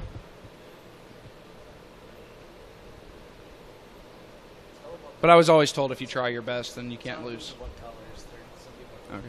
And for those watching at home, obviously Louisville City in the whites, the away whites, Indy 11 in the red, and black pinstripes, or red and blue. Red and blue. Yeah. Oh, great ball over the top here. That's a good opportunity for the long ball. And when you pick your spots like that. Looks like they're just going to clear it out here for the throw. And, it stayed in. Yeah, well done. Oh, bad pass. Bad turnover here. Indy 11's got numbers. Oh, and he misplays it. That's a big break there for Louisville City. Lots of hands on the head here from the Indianapolis crowd after that. They really had an opportunity there that the ball just needed a little more on. And now Louisville City with numbers here. And just overpass. Now the Coopers' turn to put their hands on their heads after a ball that was maybe not as well placed as it could. Getting a little now, bit to follow up a conversation we were having at the beginning of the game at halftime, it sounds like the Coopers crowd and the LCFC crowd really think that just not to interrupt here. Good ball. Louisville City with a great opportunity, and it puts it wide. It's a little selfish. And that's a bit selfish, I think. I really think that's a ball that you need to play to somebody else. And his teammates are reminding him of that, too. Yeah. They were not happy with Magnus Rasmussen there for taking that shot. Yeah, I think there were better opportunities. You don't often see that. That was a little aggressive from Riviera there. He's fired up. Sidney was very upset, almost punched him in the shoulder, it looked like. And I don't even think that was his ball to play to, but I think he knew somebody else. There's a better opportunity there. Yeah, there was. You were never going to beat the goalkeeper from that distance.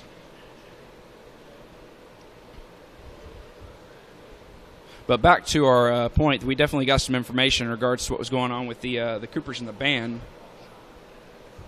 Oh, yeah, the aforementioned tuba player who is no longer with the band over there is no longer communicating with the Coopers in any way, shape, or form. I do not see a tuba. Does our spotter see a tuba over there? Dan? I think we can confirm the tuba is no longer with the band. The Coopers are still there. Apparently, so that was exciting. Apparently the tuba guy was trying to play the tuba as we were trying to chant, which is just, not cool. What you'd call in soccer professional foul, maybe. Absolutely. Gamesmanship. Great job there. Indy 11 has definitely, for the most part, had the bulk of possession here in the second half, but they've not really been able to do anything with it. Whereas Louisville City's had two great opportunities and just not been able to put it in the back of the net. Oh, another great. Oh, wow. I'm surprised there's no foul given there. I thought he got his trailing leg a little bit. Louisville City attacking here in the 62nd minute, still 0-0. This ball is coming in, and that is going to be cleared out for the first Louisville City corner in almost 40 minutes. That was a very poor ball in and a even poorer. Is that a word? It's a new word. Poorer clearance by the Indy 11 player. So, we'll take this opportunity. And again, if you had made up words on your U.S. Open Cup bingo card, you can mark that one off. Tell them the streamers are all about crowdfunding beers for the streamers. We're all about crowdfunding beers. Now, not to tease anyone here, but I think we're starting to see Fondy and Kadeem. Oh, very poor corner. Over talking that to ball coach. Didn't even end up in the box. Luckily, though, Louisville City keeps possession here and to send another ball in that's blocked. Again, a poor choice. You got a guy wide. There you go. Niles sending another ball in, and again it's blocked. And Indy 11 here with the guy with some pace making a move here. Great job to clear it out. Yeah. Way too much. He put that ball. He showed way too much of the ball to the defense. Tarek did a good job there getting that one out. Yeah, it does look like both Kadeem and Fondy should be coming in here fairly soon. Looks like the wonderful hair has decided it is tired sitting on the sideline. That hair's not going to play itself. Exactly. I don't know if that means anything. And those goals aren't going to score themselves. And there hadn't been anybody scoring more of them lately than Matt Fondy, who was actually named the USL Player of the Week this week. And a ball in here, dangerous ball by Indy 11. Well Great job by Sean Good Reynolds job to clear that out. We're in the 63rd minute, still tied 0-0. Here and in we are Indianapolis. getting a substitution here for Indy 11. Couldn't see who it was. It looks like it's going to be Victor Pineda, the midfielder, coming off, and Dragan Stojkov coming on. Bless you. No, it's not Stojkov. Who is that? No, it looks like it's going to be Dylan Mayers, the former U of L player. Big East Rookie of the Year in 2010, actually helped lead U of L to a national runners-up spot against Akron. So, name that, folks listening at home. We do our research. We know what we're talking about. We've been faking it for 64 minutes and now. And that crowd noise that you hear down to our right is Matt Fondy getting ready to come in for Louisville City. And you can tell the Coopers are here. And the Coopers are getting a little wound up. And Kadeem Daker's lining up next to him. Be interesting to see here who comes off.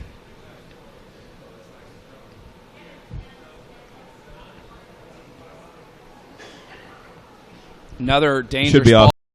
Offsides. Again, yeah, it's going to be offsides. But again, Sean Reynolds continuing to play very well out there.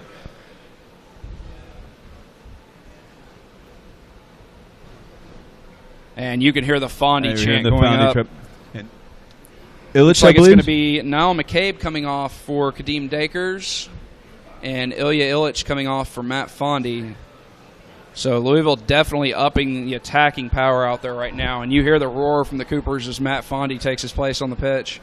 I really like the fact he kept Riviera in there. I think he's putting in a good shift. He's working hard. He's trying to make he's definitely putting some, maybe not getting great opportunities, but he's putting a good hard-working shift. I think he's earned the And immediately a ball looking for Fondy here. It comes out to Kadeem. And first Kadeem immediately fouls somebody, so he's already in mid-game action, and we've got a player down for Indy 11 here. Yeah, first touch definitely let him down there. I think the interesting thing to see here is going to be if Rivera and Fondy both play up top, or if we've got Fondy sitting at that 10 spot behind him, where I think he's actually really good with his ability to kind of hold up play and his physicality. Yeah, I think they're sticking. You can see the formation right now. It looks like they're sticking with that 4-2-3-1. Kadeem is out here on the left right now, but do not be surprised at all to see him and Niall, him and Magnus switch sides from time to time. Niall put in a great shift.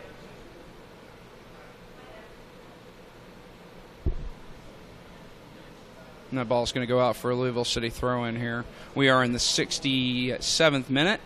Still 0-0. What other questions do we have coming through the Twitter sphere? Well, just doing a little research here.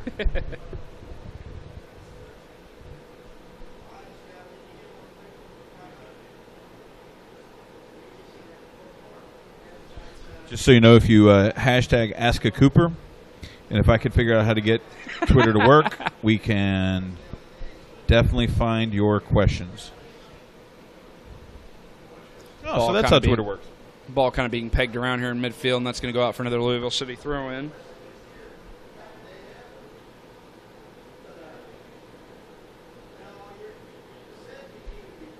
And I'm officially disappointed to know that there is another hashtag for Ask a Cooper for something else out there. So it's very confusing to this novice at the old Twitter game here. Apparently, your guy here mispronounced somebody's last name. So if you had a player name mispronunciation on your bingo card, we probably got that one checked off a long time ago, but feel free to mark it off. Fondy taking the ball out here near the corner flag, holding off two defenders, and loses out into touch. But immediately you can see they're working to get the ball to Fondy. He's doing a good job of holding it up here. Louisville Heretics want to know, where do Muppet babies come from? You want to take this one? Well, I don't know. Where is David Luiz from? Well done. Well played. Well played, sir.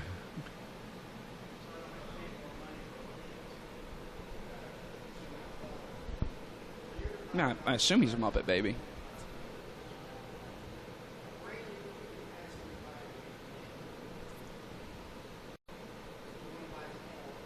Louisville Heretics reminding us that we're not allowed to look at swans. Ooh, bad misplayed ball there by Louisville City. Indy 11's got some numbers here in the box. Plays it through and cleared out. Cleared out, but still not out of danger yet. And another good header.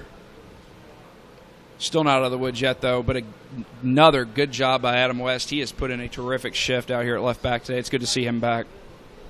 I'd like to address the move Charlie Rugg just put on there. He used something that the kids at home don't use often enough. That is the fake, I'm going to juke you, and just stand still move, and then play the beautiful ball inside there. It's effective. It's really an old man kind of move, so if you're ever playing against me, I whip that one out quite often. The problem with it is that you don't necessarily. I don't have a move to fake to. So. And you can pull something doing that.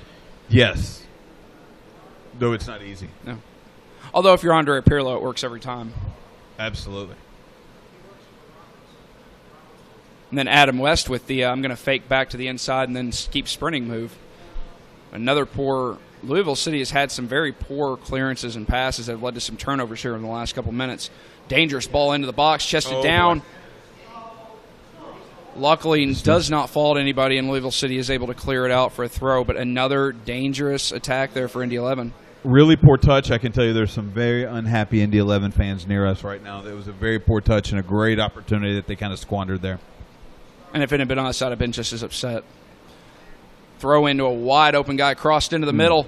Ooh. Falls, and I think that's it's going to go out for a corner. Yeah, that's a corner. Scotty wasn't sure. It's going to be an Indy 11 corner here in the 70th minute.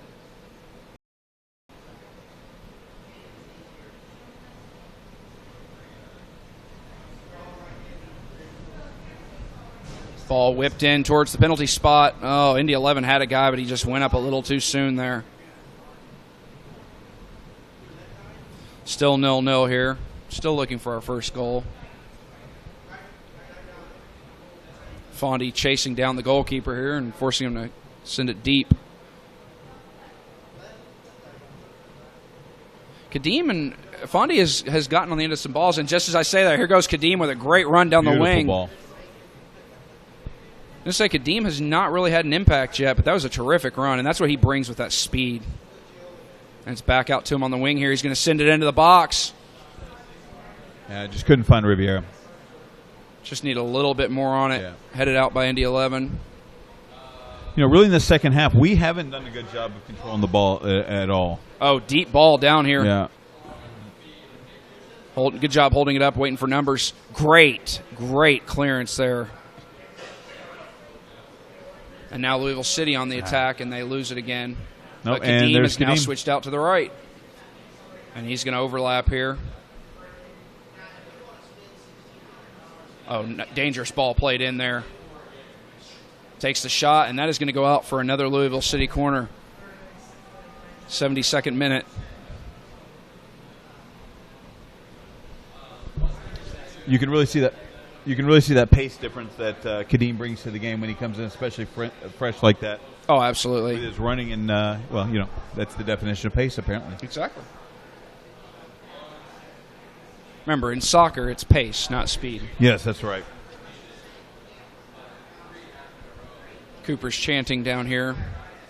Ball is sent in off the corner. That is a good corner. Falls dangerously in the box and cleared out by Indy 11. That might be the best corner of the night so far from Louisville City. Yeah, that wasn't one of the ones to the far post. That was definitely in the midst of all the players, and just needs one opportunity to get a head or a foot on that and, you know, get a goal. And when that ball lands like that with not touching anybody, it takes is just one person being able to poke at it real quick. Yep. It's good throw, or Indy 11 throw in here near midfield. We're getting to that point now where both managers have to start thinking about substitutions for extra time, possibly. Again, keep in mind, if this is tied at the end of 90, we will go to 30 minutes of extra time. And if it's still tied at the end of that, we will go to penalty kicks. The winner of this match does take on the Chicago Fire of the MLS in the fourth round of the U.S. Open Cup, either on June 16th or 17th, I believe. Yeah, the date's not official, but I think it is either June 16th or 17th. Great ball out here to Kadeem on the right. He not Kadeem. But that is going to go out for another corner. Speaking of extra time, St. Louis, our frenemies in St. Louis just went to extra time with Minnesota. What's the score on that one? 1-1 last time we checked here. And who has those goals? You're asking me questions I can't answer right now. You put me on the spot. I know our buddy John, who's down here in front of us, will absolutely go crazy if one of those goals is scored by Mr. Miguel Ibarra. Corner kick about to come here in the 74th minute. Sent into the box. Very high corner. Misses everybody. Cleared out by Indy 11. Oh, well nice job. Did not clear it. Chipped it over a charging Kadeem, who is now charging him down from behind and does a great job of pressuring him. Well done. Oh, and that ball's still in play. Great job to keep that in play there. Oh, and that looked like an elbow to the face, possibly.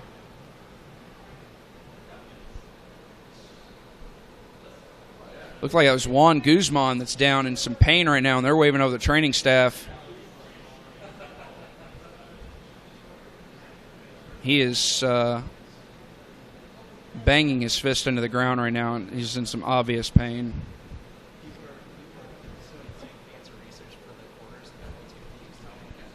So apparently we have some people saying cancer research for our corner kicks. Although it doesn't take effect here, keep in mind that anytime Louisville City has a corner kick at home, $50 is donated to the Jimmy V Foundation for Cancer Research, which is a great organization that both the Coopers and Louisville City are teamed up with. Bob Valvano, the late Jim Valvano's brother, is in Louisville and helps run that organization. And we actually have some stuff coming up with them later this year. If you're interested in getting involved or just want to help out, reach out to us at Louisville Coopers or reach out to Louisville City. You can also tweet them at Jimmy V Louisville. Juan is off the pitch right now, so Louisville City is a man down at the moment. He is walking down the sideline. Looks like he's about to come back in. And that's good to see. He's an important player. And there is a foul. And it looks like he's about to come back on. Louisville City's going to have a free kick here about 40 yards out. Quickly taken. 76 minutes, still 0-0 here. Despite the weather earlier, it just turned out to be an absolutely perfect night for soccer. Yeah, and the nice thing about the stadium, it's right outside of downtown Indianapolis, so it is beautiful down here. The weather's really turned out nice after the initial, 30-minute delay. But again, it wouldn't be a Louisville City game if there wasn't some nasty weather involved at some point. Hail before and I like the way we mix it up. It's not consistent. Fondy on the ball here, sent out wide. This is going to get sent into the box, and it's an awful cross there. Sean has done a great job at right back, but his crosses have been a little bit suspect, lacking. Suspect's a good word for it too. Thank you. So we're in the 76th minute, still tied 0-0. Long throw. Just over Fondy's head. Yeah. And really looked like a good opportunity there. Again, Rivera's pace and Fondy's size and strength just give us two completely different ways to attack a team. That was a poor ball right there. Very poor. Rivera really seems to be frustrated out there, and ever since Fondy's come in, he has not really had much to go in this match. I'm wondering if his time might be coming up soon.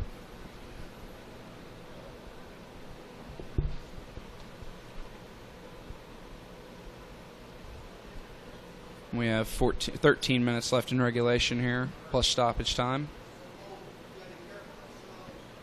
Yeah, with an important match coming up on Saturday, you really don't want to see, obviously we want to win this game, but we really hate to see this go into extra time. I know that is Captain Obvious statement for the evening for you. Yeah. The good news is that a couple of really key guys, especially at the back, and Connor Shanowski and Brian Burke, they have gotten a much-needed rest. If I'm not mistaken, Brian had played every single minute of the season so far up until tonight. So Connor possibly as well. I'm not sure that he hasn't. I think you're right. I don't think he's missed anything either. Brickyard Battalion down here to our left really trying to get their guys fired up behind goal.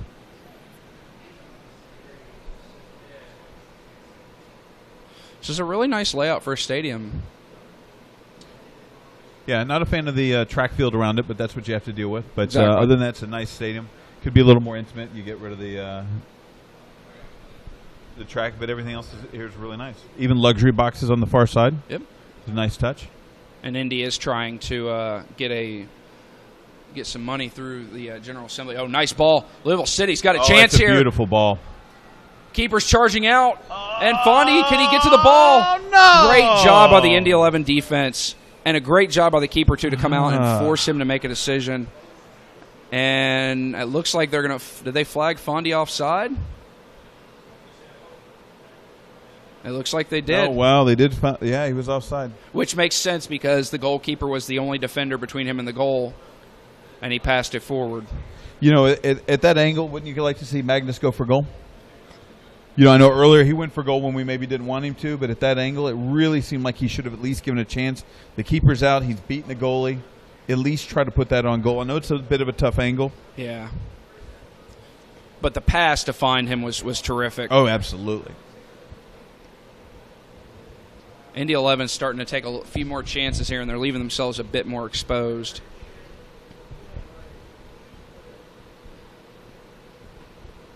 But again, the keeper did a terrific job coming out early. He did not hesitate. He was Neuer-esque in that one.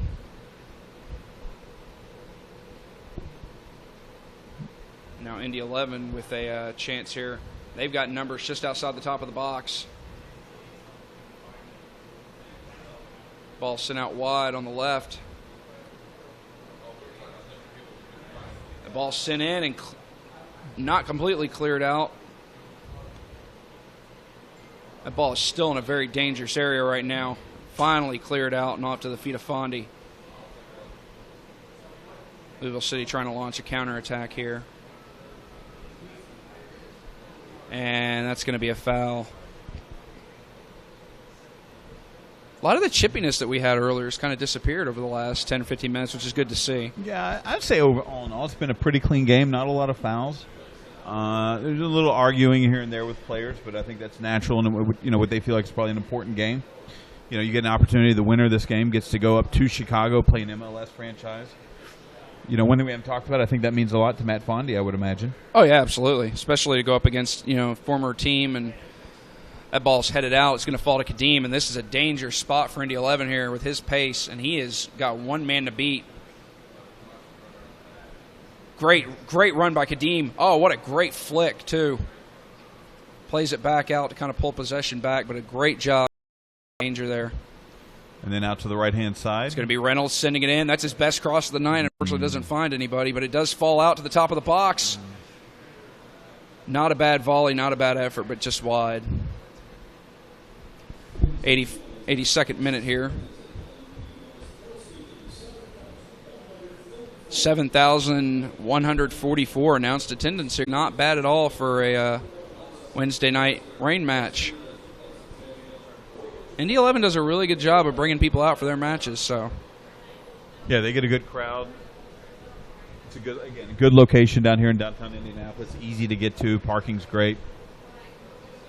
There was a terrific article in the Guardian newspaper over in or the Guardian website over in England a couple months ago about Indy 11. This is a very dangerous attack here for Indy.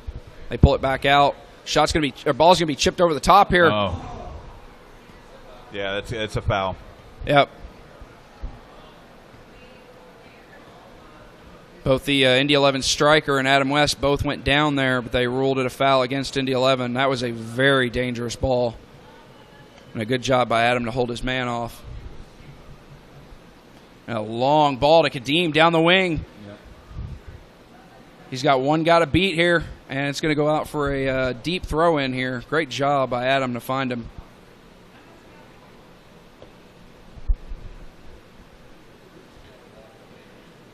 Looks like they are setting up possibly for a long throw into the box. Now, are you surprised that we've only seen 2 subs from Louisville City? Not at all. I think Coach O'Connor is thinking about 2 things. One, I think he's thinking about not having to use anybody unnecessarily if we can get a goal here in these final 7 minutes. I think he wants to make sure as well that he keeps people fresh and healthy for St. Louis. You don't want to risk anybody that you don't have to. And what do we have here?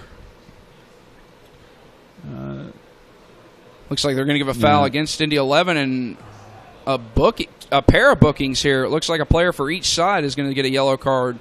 Looks like Juan Guzman for Louisville City. And I can't tell who that is that got it for... Wojcik, the big kid. What you said. Yeah, bless you. Yeah, he came crashing in there, really banging around some guys there. And I'm not sure what the bookings were for.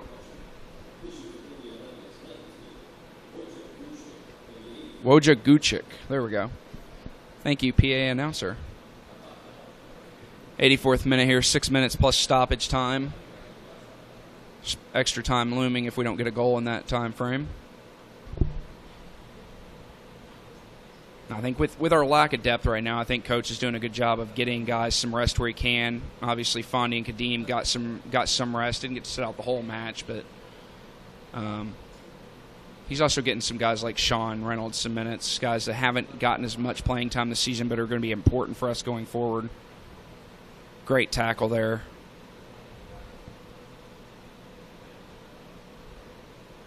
Louisville's still doing a good job keeping the pressure up, even though the legs are not very fresh.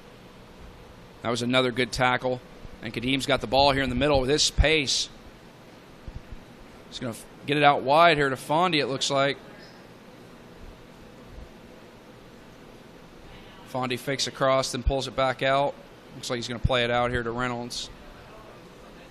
Oh, nice ball there, back down into the outside. Looking to get across into the box and Still in stays play. in. Back out to Reynolds. He got some no, he didn't decide not to use it. He had some space there. Oh, and then Reynolds just caught. Sure, that was too. It seemed really wasteful there. Looks like he was caught in the middle of crossing and passing there and just couldn't figure out what he wanted to do.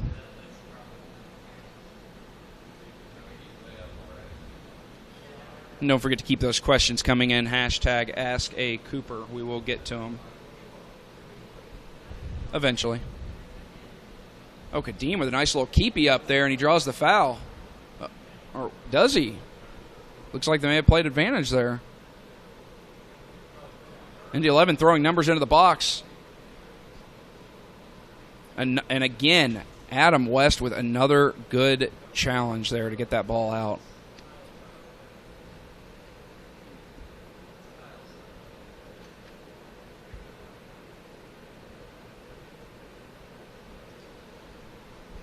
Indy 11 with the throw in here in the 86th minute. Still 0-0.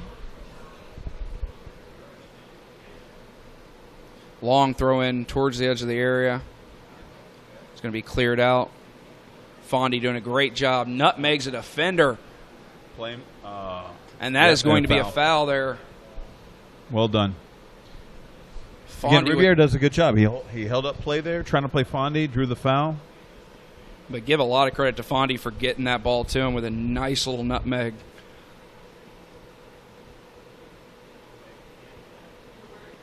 Great hair, great feet. What can he do? What can he do? Long ball over the top there to Rivera. It's going to fall to Kadeem. Kadeem not only has great pace, but he's got terrific footwork. That's a ball good whipped ball. In. Very dangerous ball, and it's going to be cleared out. And it looks foul like on they're going to call Riviera. a foul. But again, Kadeem, he has made a great impact since he has come in. It took him a couple minutes to get into the match. We are now just about to roll into the 88th minute, 3 minutes plus stoppage time. Does look like we are probably going to have an extra 30 minutes, although a dangerous ball there for Indy 11. Indy 11 is playing some what you'd call Route 1 football. Ooh, dangerous tackle, and it was missed there, which might be a good thing. Good ball to the outside by Indy 11. They're finding some space there in the middle of the pitch right now. They have had some very good opportunities. It's just, once again, their first touch keeps letting them down. And this is going to be a very dangerous ball in, and it's blocked, luckily. Indy had numbers in the box there.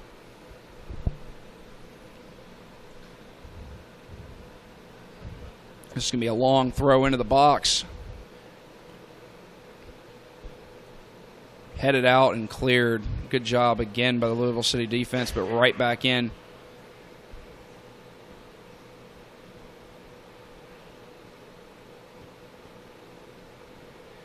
Fondy once again playing target man.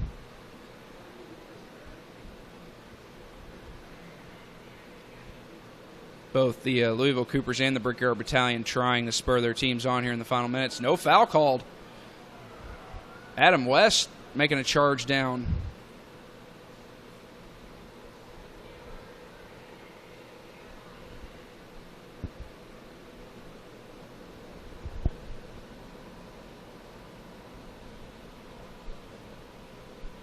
Fondy with the ball here. Louisville City again trying to spring a counter. Fondy with some good footwork. Great ball. Nice ball. And Once again, yeah, another poor first touch. You wonder if it's legs or just the playing surface, but it's been happening for both teams a lot. Nice ball there by Indy 11. They've got dangers. Ball sent in. Oh, no penalty given. Sent back in. Headed back towards the top of the box and cleared out. That was a very, very interesting no call, and Indy 11 not happy about it. I'm not sure they can make a play on that ball. Yeah, it looked like both guys were going for the ball. I wouldn't mind seeing that again. Yeah, unfortunately no replay for us here, but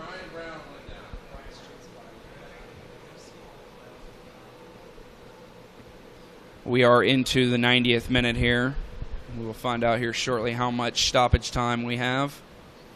But it does look like we're going to get an extra 30 minutes of free football here in Indianapolis. Hey, free soccer. That's right. It's the best kind. The only silver lining about this is that St. Louis is also having to play extra time.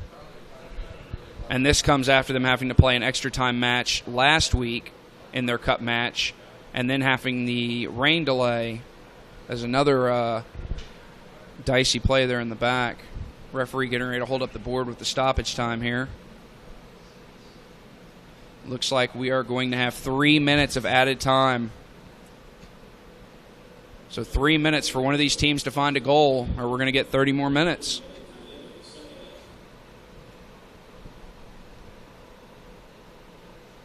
And you guys thought you were going to get rid of us. The Heretics are still hammering away on questions they want us to answer, so we're going to take a second here. Next stoppage of play, we'll answer a couple of them for you. Oh, nice. Good Very ball. nice by Kadeem. Flips it up in the air and spins around and finds Fondy. Well done. Finds Rivera, or Guzman, excuse me. It's sent out wide here. Louisville City's got people in the Get box. a good ball To the touchline and cleared out by Indy 11 for a corner. That whole thing was started by an absolutely brilliant move by Kadeem Dakers. And the Coopers absolutely love it. They are going nuts right now. They are trying to fire Louisville City up here. Louisville City trying to steal it here at the death. We are in stoppage time. It's going to be a corner kick off the running track. Sent into the box. That's a dangerous corner. Cleared out, but is right back to the corner taker. Get another bite of the apple, if you will. Yep. Defender goes down, almost gets the ball away. Oh, nice 1-2 there, and it looks like it's just going to trickle out. Believe we are into the final minute of stoppage time here. Still 0-0. Goalkeeper telling everybody for Indy 11 to go deep. No sense keeping anybody back this late. He sends it deep down the pitch. Headed back out by Louisville City. Just couldn't control it there. Looks like time for one last attack for Indy 11. Good ball over the top. It's going to stay in bounds. Oh, and he slips and falls but gets back up. Sends it in. Cleared out by Louisville City, but dangerous ball. Dangerous ball. Still not out of danger yet. Long shot right into the hands of Scotty Goodwin. And that might do it for regulation here.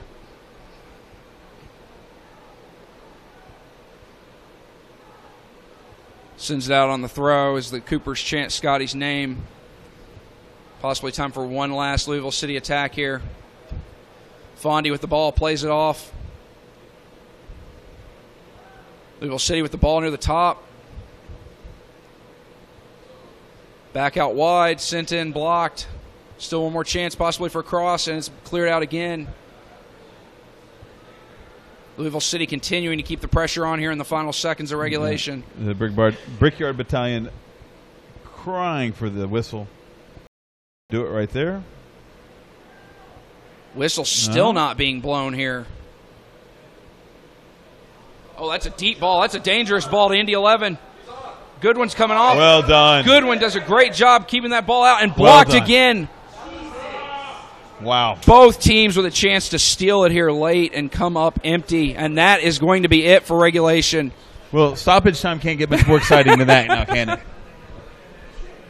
I tell you what, if the next 30 minutes are going to be that fun, let them play. It is 0-0 at the end of regulation. We will be back in just a couple minutes for the extra period of time. Stay tuned with us here.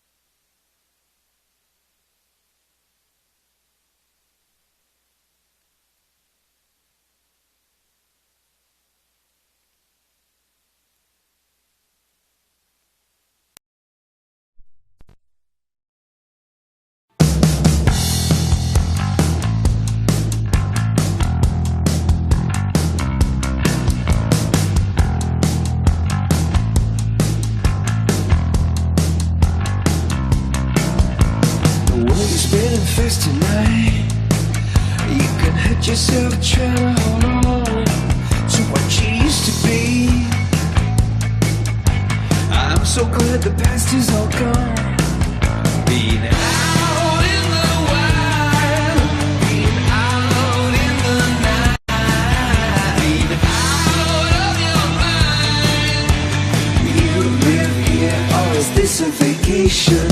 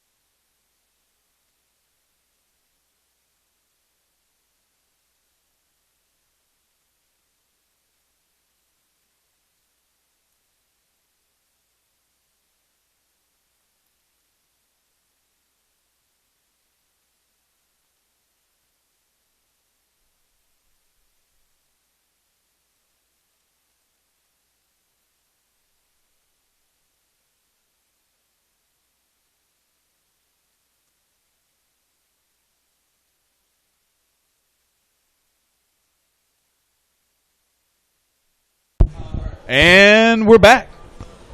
All right, and we are getting ready to have 30 more minutes of play here. By the way, we do apologize for that Jurassic Park-looking bug that is in your feet. It is not dead. It just will not move off the glass. No amount of beating on the window Mothra go away. We have tried, and we have tried. And unfortunately, it's about 30 feet above the stand. So unless Anthony Davis is nearby or Paul George to wipe it off, we're kind of in trouble. Hey, now, I do want to answer a quick question from Twitter. It was asked earlier. What would the Louisville City FC's theme song be? And I'm sorry I didn't think of this right away. I think it's obvious. The theme song to The Great American Hero. got to be Believe purple. it or not, I'm walking on air. I never thought I'd be so free. No? Bonus No, karaoke nobody to knows go what with I'm your talking bonus about? soccer tonight, ladies and gentlemen. Bonus karaoke and bonus It's soccer. got to be Purple Rain because that's all we get. Yeah, it's not bad. I'm going to play this for you guys here in a couple minutes. Next Louisville City with a great ball down the right here, sent in, dangerous cross and over the bar. Too much. A little too much. But he did have Fondy in the middle there. Doesn't look like there were any changes made there before we got started with stoppage time. So, sure, there will be a change or two to come, though. We were also apparently asked, if I can find it here, by our good friends the Heretics. Who've been on their question-asking game tonight, by the way. Yes, they have. Ooh. Ball falls to Kadeem here on the wing, and he pings it out for a Louisville City throw-in. We have been asked, which is more obnoxious, Bono or nails on a chalkboard? Nails on a chalkboard, because Nails on a Chalkboard never had created the Joshua Tree album. So Bono may be annoying, but he... Ooh. Whoa! Kadeem shouldered down there in the Yeah. box. No penalty given. Yeah, I don't think there was... I don't think he was going to intent get to the there. ball, but yeah. I don't think there was intent to injure there. It was more of a shoulder-to-shoulder. You're going to let this ball go out of play, and there's nothing you can do about it kind of moment. To answer that question for me, I'm going to say Bono's more obnoxious because nails in a chalkboard, you've got to actually be around a chalkboard. You can choose not to be. Bono, he just shows up whether you want him to or not.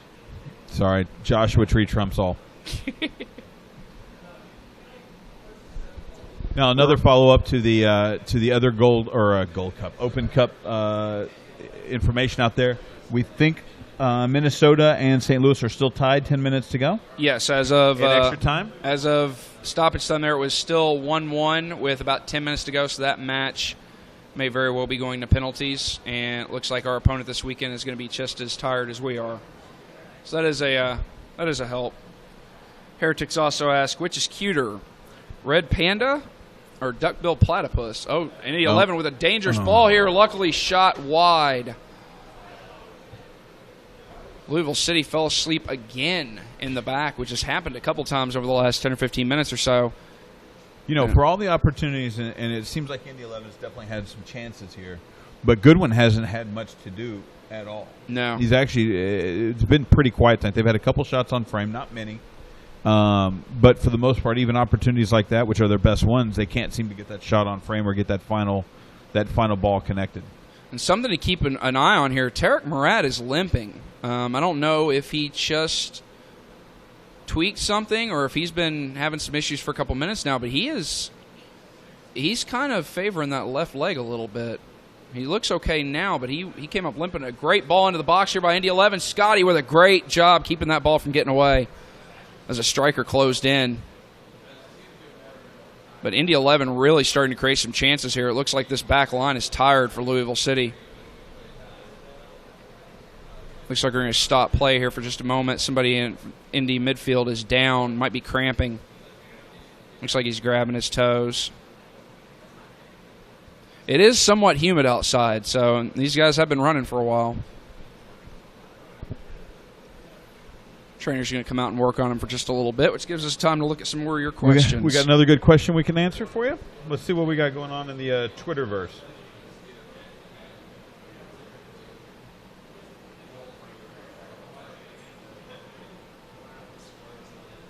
We are in the fifth minute here of stoppage time, still 0-0. We've been asked, is the field as slick as it looks on the field? It does look like it's retained some of the water, and I think that might be why some of the first touches have been a little bit iffy. And we have seen a couple guys slip and fall, most notably late there in the second half. The Indy 11 player slipped and fell as he was trying to cut into the box. Looks like we got. I don't think it's been a bad pitch at all, though. I certainly don't. I don't think there's been issues with it. Not to, we've got some home field advantage with some little slippery spots ourselves. Yeah, and it seems like considering, the surface is, it's obviously not natural grass. I think the field's been okay. I don't think it's been that slick.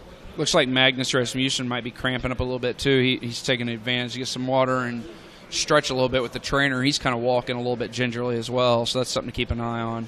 Apparently St. Louis, Brian Gall just got a red card. Wow. St. Louis is now a man down against Minnesota. And I think the bigger question is, will he be suspended for the next match? I don't know the ruling on that. I'm sure somebody out there on Twitter can tell us. Looks like Indy 11 just made a substitution. Not sure who it was that came on, but he does replace midfielder Victor Pineda, number 27. Louisville City with the chance here with the ball at the top of the box.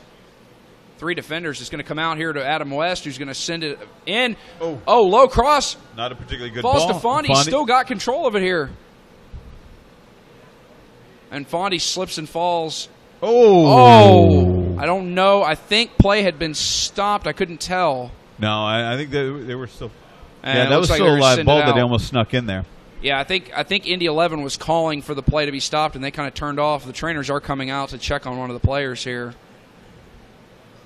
But Louisville City almost. That was a great ball into Fondy there. He just couldn't get it out from under his feet. We are here in the 7th minute of extra time. And again, looks like some more stretching for the players out there. They are really starting to feel it now after 96 minutes of action.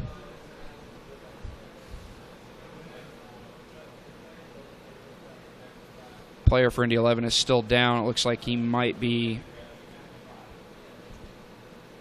injured. It doesn't look like a cramp, so. Well, we're 7 minutes into extra time. Still tied 0-0. That sounds familiar. Yeah, it seems like it's been almost like an hour of this stuff. Yeah. Hour and a half of this stuff. I think I remember you saying it was 0-0 before. We're consistent, if nothing else. Player is still down for Indy 11. Looks like we're going to have a sub here for Louisville City. Looks like it's going to be Enrique Montaño coming on for Adam West, who's put in an amazing shift out there at left back tonight, but has been getting beaten a couple times over the last 10 minutes or so. I think he was just tired. But for me, he might very well be the man of the match for Louisville City. Although Scotty Goodwin has a pretty good claim on it as well. Indy 11 player is up now, but it looks like off the field, so his night may be done. He's not putting much weight on one of his legs either, which is a sad thing to see.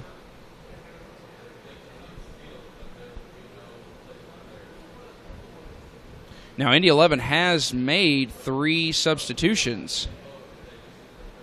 Now, I know in the USL you get 5, but this may very well put Indy 11 a man down because I do not see anybody up getting ready to get subbed in. Is that right? We were at 3 subs already? I imagine they just made the previous sub right before that build-up. So it looks like Indy 11 is going to have to play the rest of this match a man down, which is a huge blow to them. And you hate to see that. I mean, you really do. You don't want to see the other team go down a man because of an injury. Now, if he can, Louisville City is going to throw the ball back to the Indy 11 goalkeeper, so good show of sportsmanship there. Quick, pronounce his name again. Can't do it. Can't do it. Coward. Niked. I can pronounce his first name. It's Christian. Now, the Indy 11 player still looks like he might be trying to get it going. And I see some magic spray. It looks like the Indy 11 training staff putting, literally, not joking, spraying something on his foot there. And he suddenly stopped limping. So maybe magic spray's real. Or deer antler spray.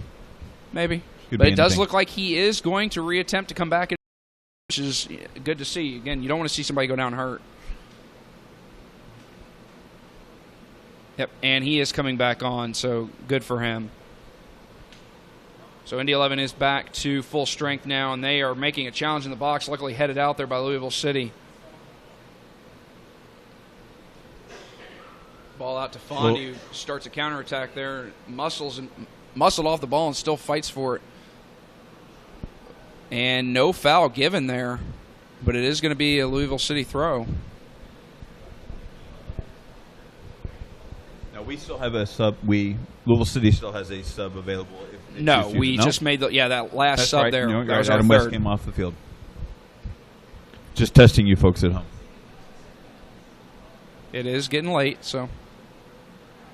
Oh, dangerous ball there, but unfortunately just couldn't be controlled. But it is still Louisville City possession. Nice turn there by Guzman.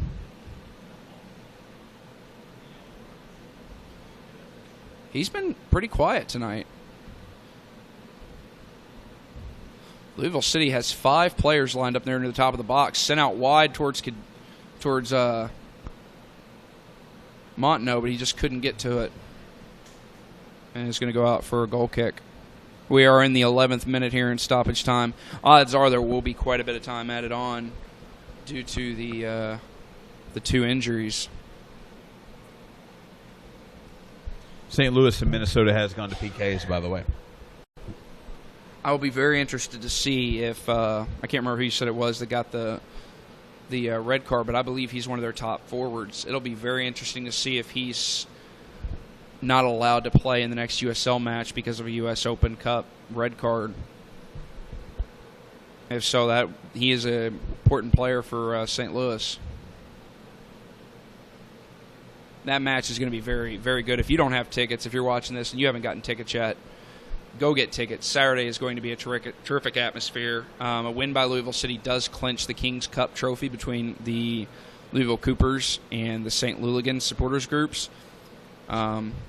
A draw or a loss for Louisville City would mean that it would come down to the final match of the season at St. Louis. But a win, that is going to be a handball there against Louisville City. A win would clinch the trophy for the Coopers. Also, if you want to set your expectations extremely low, don't forget there is the fan friendly at 3:30 at Champions Park. We don't expect much. If you want to see some of the best awful soccer in the city, Absolutely. or if you want to participate in some of the best awful soccer in the city, we are still looking for people to play in that match. So, And I will be providing comedic relief as a player. Dan's involved as well, Yep. so Dan and his pet Mothra will be playing in the game as well. can we get Mothra signed up? I We mean, he is, now we have a mascot. Yeah. It's the giant bug that won't leave the screen. to be fair, I mean he's gotten to watch a great match. Ball Oh! kicked in and just wide. It does look like it's going to be a corner for Indy 11, but that was a very dangerous free kick, and Louisville City is very lucky that they are not down 1-0 right now. I don't know who that was that got the final touch to clear it out, but he may have saved a goal. Indy 11 has 6 players in the box right now for this corner kick, and it is sent in, and it's headed just wide. Indy 11 really knocking on the door right now. Best 2 opportunities I think Indy's had all night long.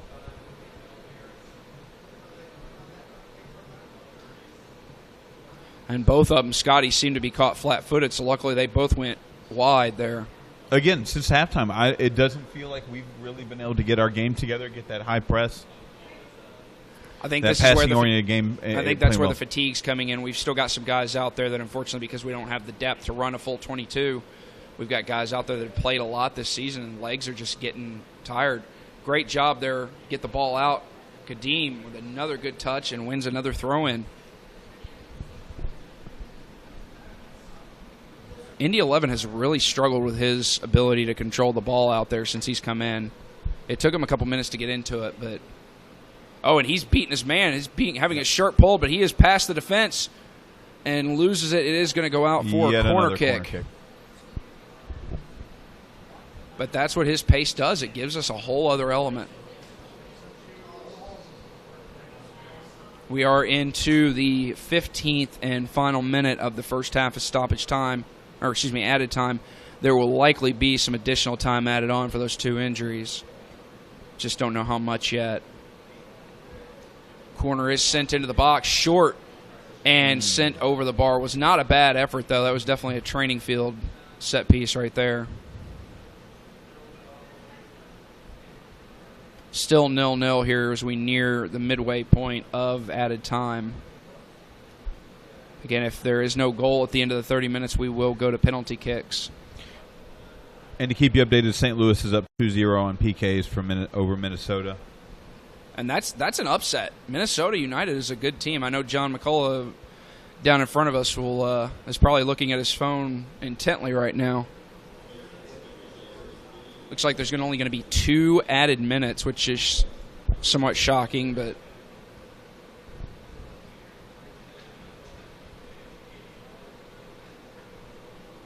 things kind of slowing down as both teams just trying to catch a little breather here. Yeah, long throw into the box. Misses Indy 11 and headed out. Not out of danger yet, though. Going to be sent back in. Good Dangerous ball. cross, and Goodwin does a great job of coming out to collect it. Another good cross by Indy. And once again, Goodwin, as he seems to always do, great job reading those crosses. Ooh, bad touch there by Enrique. Another ball over the top. He was off. Flag is down. Yeah, the flag is still down here. Laid off to a wide open man on the edge of the box. Cross sent in, headed out. Indy 11 continuing to put pressure on right now, as we are into the second minute of the 2 added minutes here. Louisville St. City. Louis is up 3-1, by the way, just to keep you updated on that. So it looks like St. Louis, barring something drastic, changing. Another Indy 11 ball into the box. Another dangerous opportunity. And again, Scotty, ball hit right to him. Louisville just cannot get the ball out of their own end right now. No, I think it's safe to say Indy's been owning this last 15 minutes of play. And I think at this point, Louisville just wants that whistle to get blown so they can regroup a bit. The whistle should be blown any moment here. Referee looks at his watch. Possibly one last Louisville opportunity here.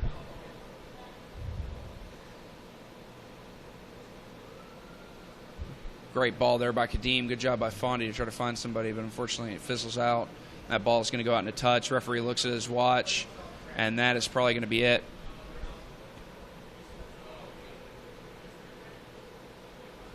Yep, and that is it for the first half of the added 30 minutes. We are still scoreless here. We have 15 minutes left to play, and we may have penalty kicks looming on the horizon. We will be back in just a moment with you for the second half of added time.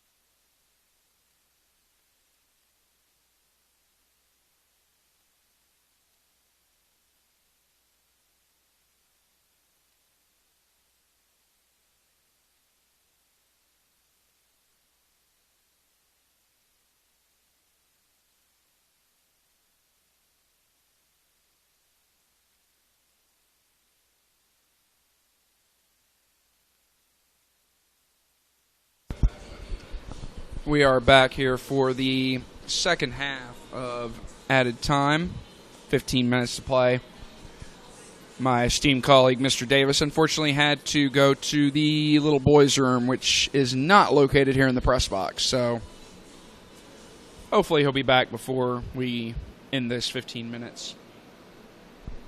Louisville City will be attacking left to right in the white. Indy 11 in the red and blue will be going right to left. For those of you who were following along earlier, St. Louis FC did win their match 3-1 on penalty kicks, which actually puts the USL at 6-0 against NASL today in U.S. Open Cup action. Louisville City looking to make that 7-0. They will need a goal here in the next 15 minutes, or they will need to try to win it in penalties. Now, again, this is not golden goals, so even if somebody does score, we will play the full 15. Referee blows his whistle, and we are underway here.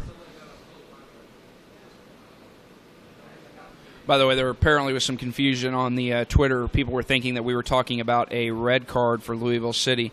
The red card that we were talking about was actually on a St. Louis player in their cup match, which may rule that player ineligible for the match this weekend against Louisville City. So we do apologize if there was any confusion on that. Indy 11 with a headed ball deep. Is he onside? No, he is not. He will be flagged offside, which is a big relief for Louisville City. Long ball. Just misses the target there. This match has seemed to be a lot of long balls here in this extra time as legs are starting to go out for some people. Kadeem with the ball down this right side here. Unfortunately, loses it out, and it will be an Indy 11 throw-in.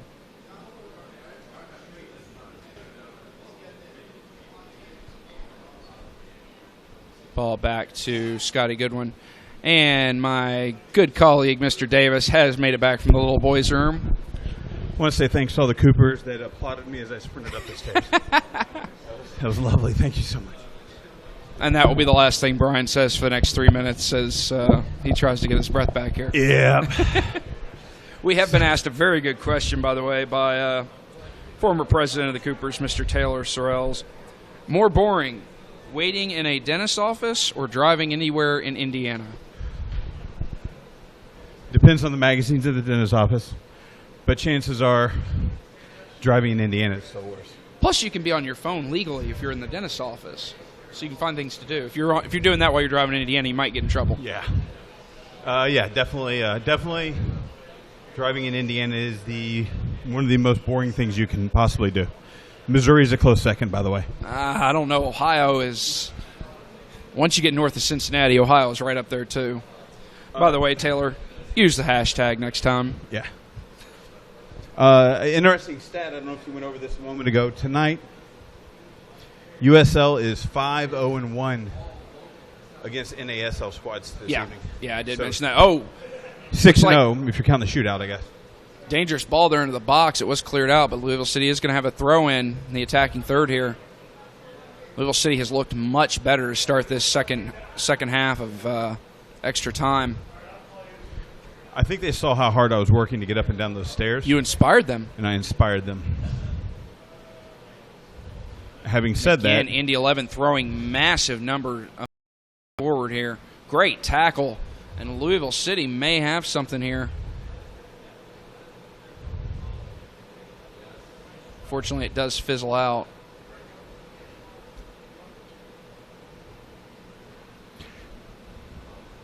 You know, that opportunity ball. there when we were attacking, it was very much a one-on-one kind of play where we're trying to take on a defender. And it strikes me that our best attacks have been more of a knock-it-around passing 1-2, not necessarily taking one-on-one. You know, Kadeem being the exception rather than the rule in that regards. Another bad turnover for Louisville City. And I think that's part of the problem. We just have not had that possession that we had in the first half. Yeah. We have struggled to kind of get those chances, and we've had to kind of scramble defensively. Great tackle from behind there to get the ball out. The connections definitely don't feel like they're there right now. And it's been that way since this second half. Oh, yeah. We're in the about to enter the 20th minute here of the 30. Another good tackle. And, again, another poor pass uphill. sent back to the keeper where they'll reset. And he's still running.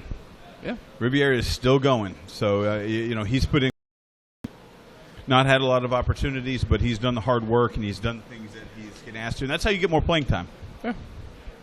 And he's one of the few guys that we've gotten from Orlando, and he's definitely, as a player shoved down here, Indy has a chance. They're going to send the ball into the box, headed out, big clearance, and it does look like it's going to go out for an Indy 11 corner.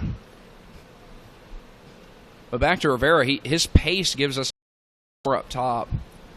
I'd like to see him get some more chances, maybe with Fondy playing in behind him as almost a Wayne Rooney-esque. Yeah, his pace and his physicality, he brings a different dimension to the team. Looks like we are going to have a discussion here. I'm not sure what about, between the referee and the linesman, maybe to see if that was a corner or a throw.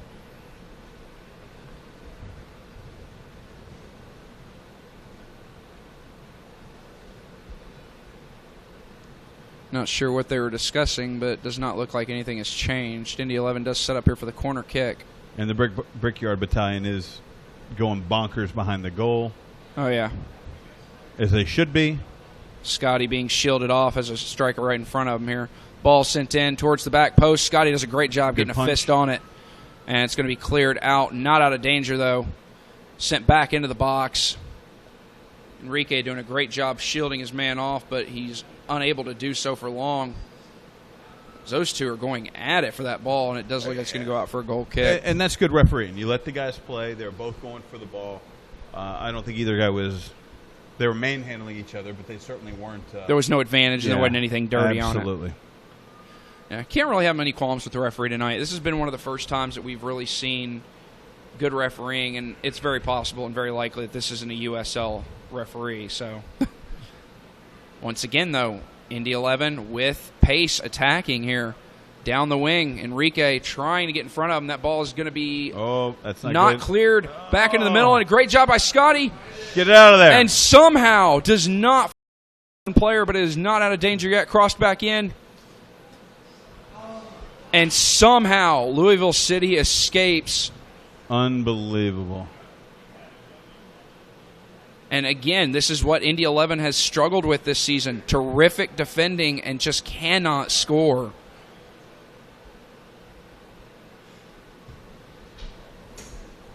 Yeah, you can't get much better opportunity than that. Kadeem attacking down the right. Early ball sent in. Good hands. Great job by the keeper because he was about to be beaten at that back post. Yeah, if he does anything other than catch that ball, then they're in trouble. You get the feeling that this match is down to a mistake, the way that things are going. If it's going to be decided before penalties. Because that was a bad mistake there by Enrique to let him get past the ball. Right now it looks like Louisville's primary attack is long balls to Fondy. A lot of what we saw earlier in the season. Indy 11 again attacking with pace, running right at the defenders.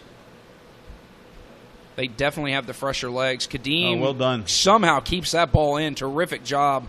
Fondy's got to check back. He can't just stand there and wait for that ball to come back. Indy 11 attacking again. Long shot. Scotty punches it away.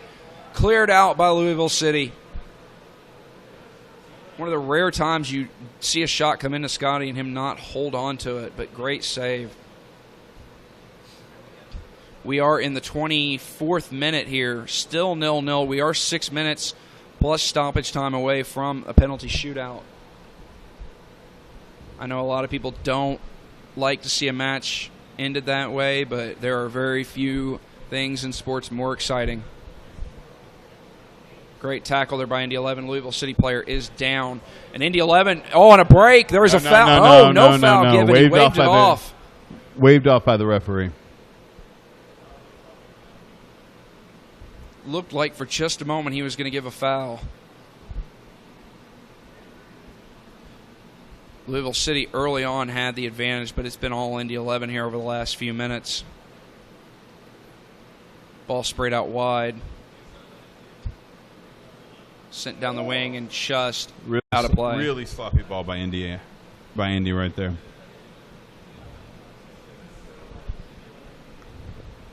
We are in the 25th minute at this point. Ball headed on to Fondy. Fondy somehow keeps control. Falls out to Kadeem, who finds Fondy again, and back to Kadeem down this right wing. Ball is going to be almost sent in. Kadeem sends it in, and a poor cross, but it is going to fall possibly to a Louisville City player. Good clearance there by Indy 11. It's going to be sent back in, headed down. Oh, good. He's onside. Shot taken. Oh, Louisville City! The Coopers are going crazy in front of us as Louisville City takes the 1-0 lead in the 25th minute. And as they have done so many times this season, another shot from outside the box and another goal. Nate Pollock does it again. The second time in 3 matches. And against the run of play. Completely against the run of play through the second half and even going into the first and second periods. Almost the exact same spot and the exact same goal. Yeah. And are they waving? No, they just haven't put it up, but it is a goal. The exact same spot and the exact same finish as against St. Louis to make it 3-3. And the LCFC chants are going in front of us from the Louisville Coopers. We're in the 26th minute. What a goal by Nate Pollock. All right, we got 5 minutes to go. Plus whatever stoppage time the referee awards.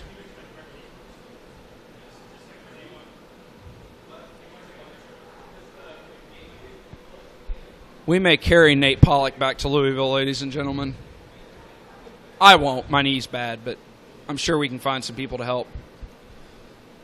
Louisville City, ball over the top towards Kadeem. Can we get a second goal here to seal this one?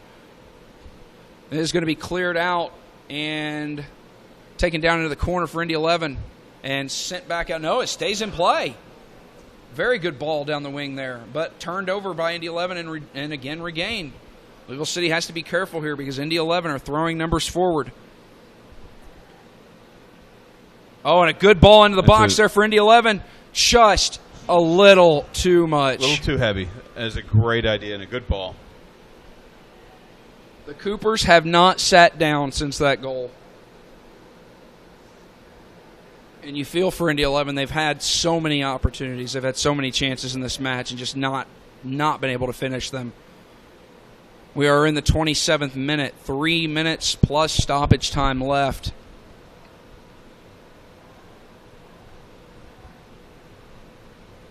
Cooper's trying to bring these guys home right now. Kadeem with a great job keeping that ball, and it's going to go out for a Louisville City throw.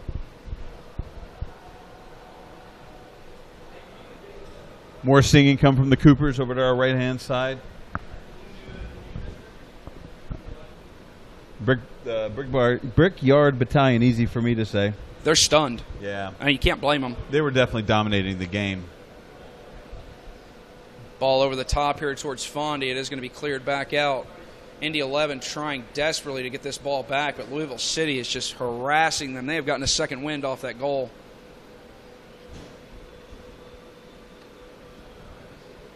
We have, and a deep ball towards Fondy here.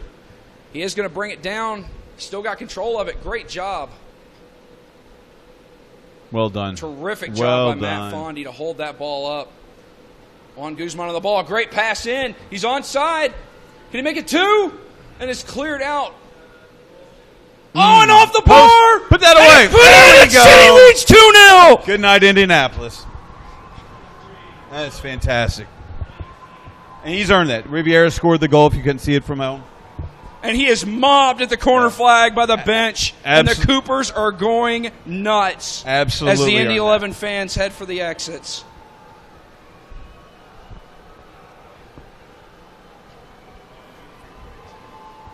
Louisville City players waving to the Coopers who have come all the way up from Louisville for support. I tell you what, between these last 2 goals, if you can say anything about Louisville City, it's that they do not fail to entertain. Cardiac Coopers.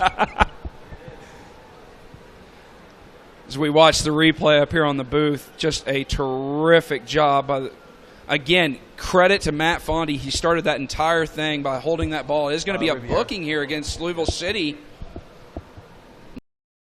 what for? I wonder if they considered him pulling the jersey over his face 23. to be a taking the shirt off.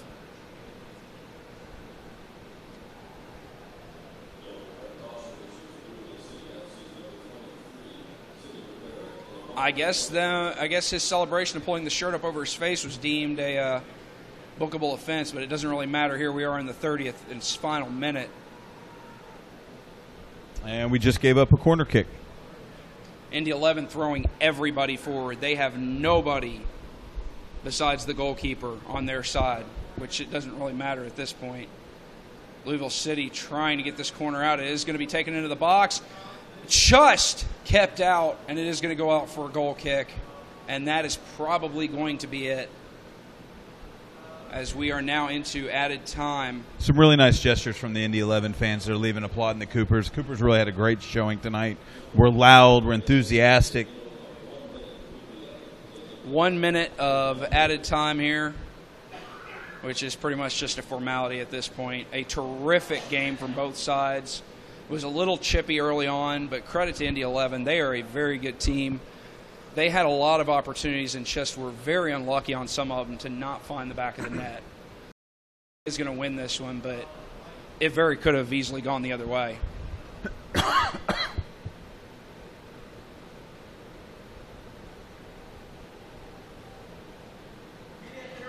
As we get to the final seconds here.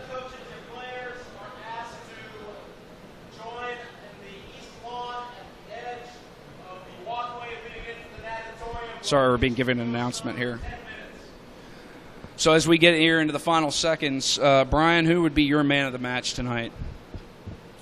I'd have to go Sidney Riviere. I think he worked hard. I think he put in a great shift. He got rewarded with a goal there at the end. I think his hold-up play was rock solid. Obviously, it helped out when Fondy came in and you had another outlet there. But I'd have to go there. He really impressed. Again, with work rate and the effort he put in tonight, and he was rewarded for that hard work at the end. It's very tempting to give it to Scotty Goodwin, and that is final. Louisville City is going to advance to play the Chicago Fire in the 4th round of the U.S. Open Cup with a 2-0 victory in stoppage time here in Indianapolis. On behalf of Brian Davis and the rest of our crew, I do thank you for joining us. Thanks for putting up with us. Yeah, we did our best. Hopefully we didn't annoy you too much. Please come out to Slugger Field on Saturday at 7:30 as Louisville City takes on St. Louis FC. Come out early, hang out with us and the St. Louligans, who are a really good bunch of guys. And we thank Indy 11 for having us up here and giving us this opportunity. Again, for Brian Davis, this is Jason Enns signing off. Have a great night. Good night.